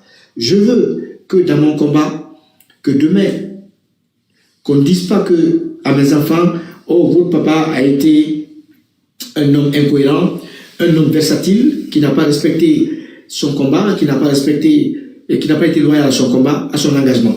J'ai commencé mon engagement en 1997, c'est pourquoi je fête mes 29 ans de carrière, et aujourd'hui, je ne sais pas si quelqu'un peut me reprocher par rapport à l'engagement que j'ai ou que j'ai eu dans la musique. Personne ne peut me reprocher. J'ai combattu tous les régimes dictatoriaux dans notre pays, tous les régimes, au prix de ma vie. J'ai vu ma vie et la vie de mon entourage en danger, même sous le régime de Dadis. Les militaires sont descendus chez moi, en face de... J'étais à l'époque à Matoto, en face de la Bonagui. Heureusement que j'avais déjà été informé, et j'ai quitté la Guinée, je suis allé à Dakar. Donc, c'est pour vous dire que le combat qu'on est en train de mener, comme l'a dit Damaro, ce n'est pas facile. Les gens pensent que la vie est rose pour nous. Les gens pensent que c'est fait. On ne va pas étaler notre misère. On ne va pas étaler nos problèmes sur la toile. On ne le fera pas. On ne le fera pas. Jamais. Mais on a besoin que le combat soit soutenu. On a besoin que notre musique soit soutenue. On a besoin parce que cette histoire de cagnotte, moi, même mes avocats me l'avaient proposé. Dès que mes enfants ont été enlevés, les avocats, je dis non, je me suis opposé. Mais d'abord, tu dois payer, tu dois prendre un avocat. Il y a beaucoup de choses à faire. Mais regarde aux États-Unis, quand les gens sont victimes, on fait des cagnottes au même moment. Bien sûr. Quand il y a un événement, les gens sont victimes de quelque chose. Les cagnottes, ça, c'est automatique. Bien sûr. Ça, on n'entend même pas. Mais c'est le Guinéen, c'est-à-dire pour saboter le soutien. Sinon, dans les conditions normales, regardez les influenceurs partout. Il faut voir les Apuchou et autres là, un peu. Ils sont soutenus. Apuchou fait quoi? Mais c'est le soutien de son public. Mais quand on vous demande, c'est ce qu'on vous dit. Mais la Côte d'Ivoire, voilà un pays où le peuple admire, a de l'admiration pour ses icônes.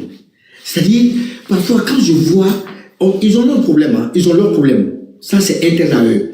Mais quand je vois comment ces gens-là, en fait, ils ont de l'admiration pour leurs icônes, comment ils les grandissent, comment ça fait plaisir.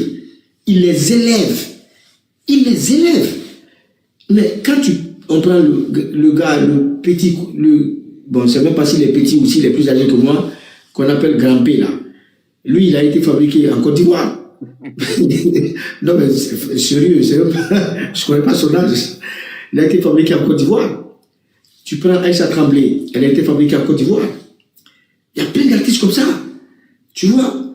Parce qu'en réalité, eux, ils ne regardent pas la couleur de tes cheveux ou ton nom. Non. Les gars, ils regardent ton talent. Qu'est-ce que tu peux apporter? C'est ça. Mais chez nous, laisse tomber, il y a trop de détails. Non, soit il est peu, non, soit il est malinqué, non, soit il est... Non, lui, on ne l'aime pas parce que... Non. Moi, j'ai fait ma carrière, je n'ai jamais eu de trophée en Guinée. Est-ce que tu le sais? Un trophée, je ne l'ai pas eu en Guinée. Un seul trophée. Est-ce que tu le sais? C'est parce que tu ne soutiens jamais les pouvoirs en place, c'est pour ça.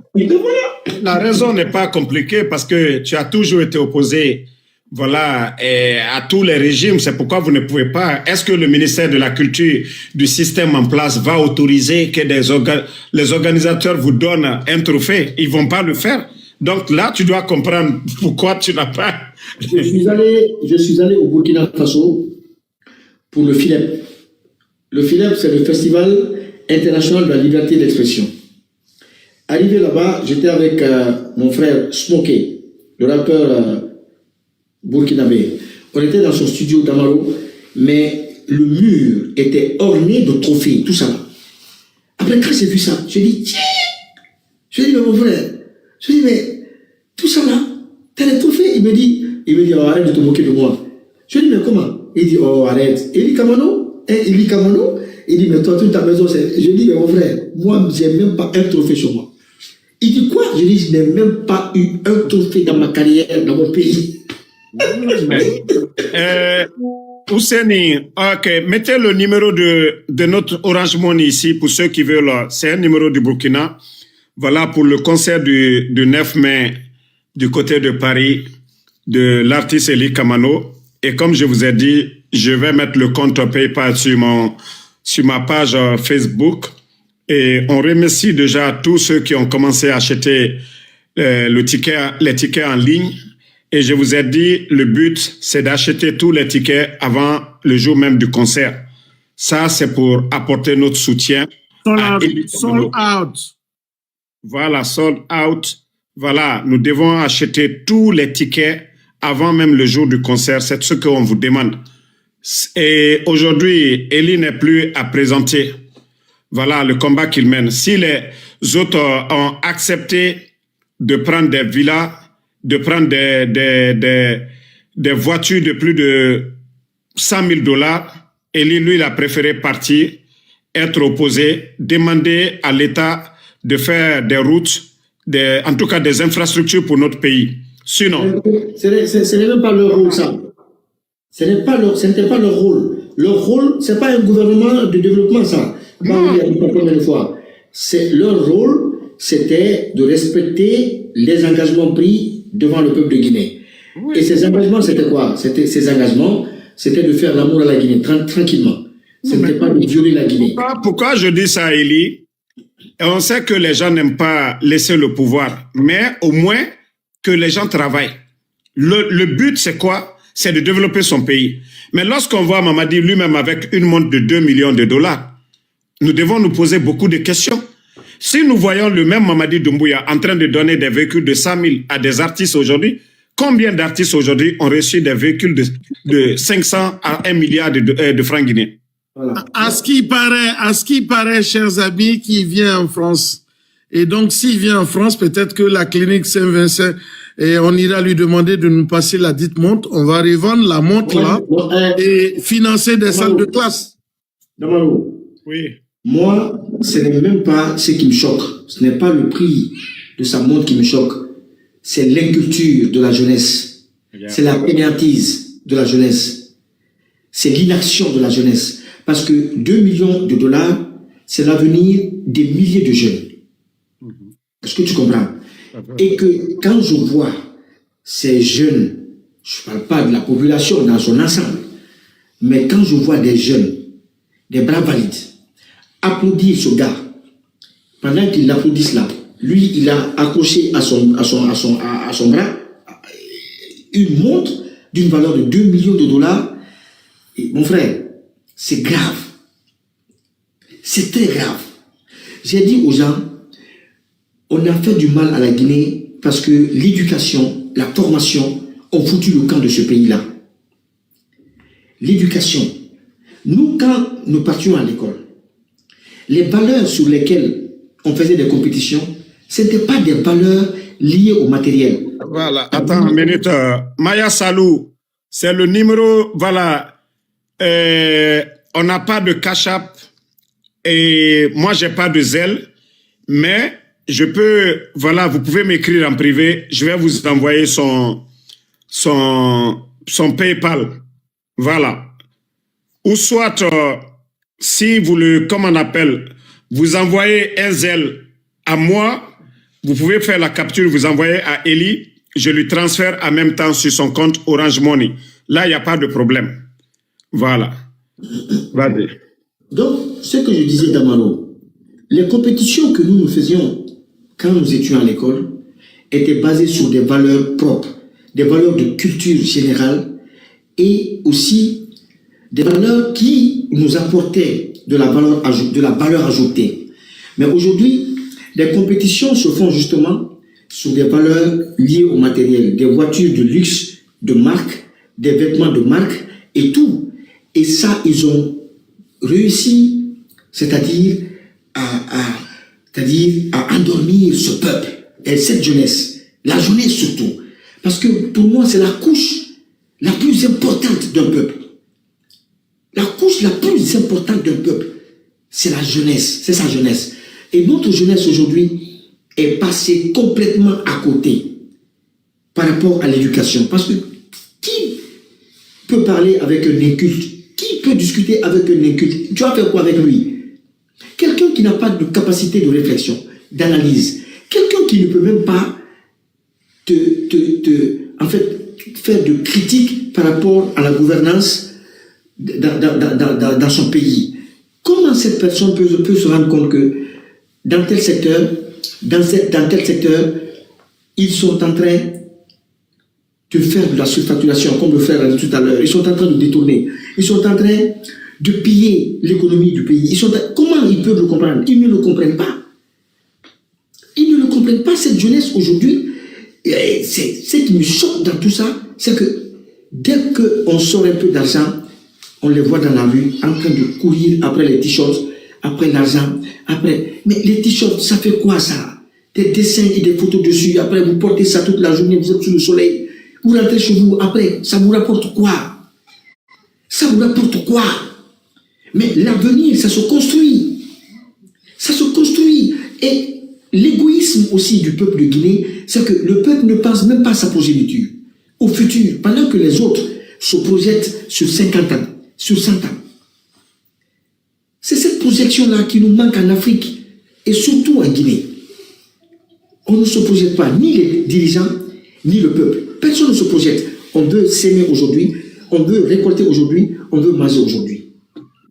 Voilà le Guinéen. Voilà. Et Mamadi est venu, bravo.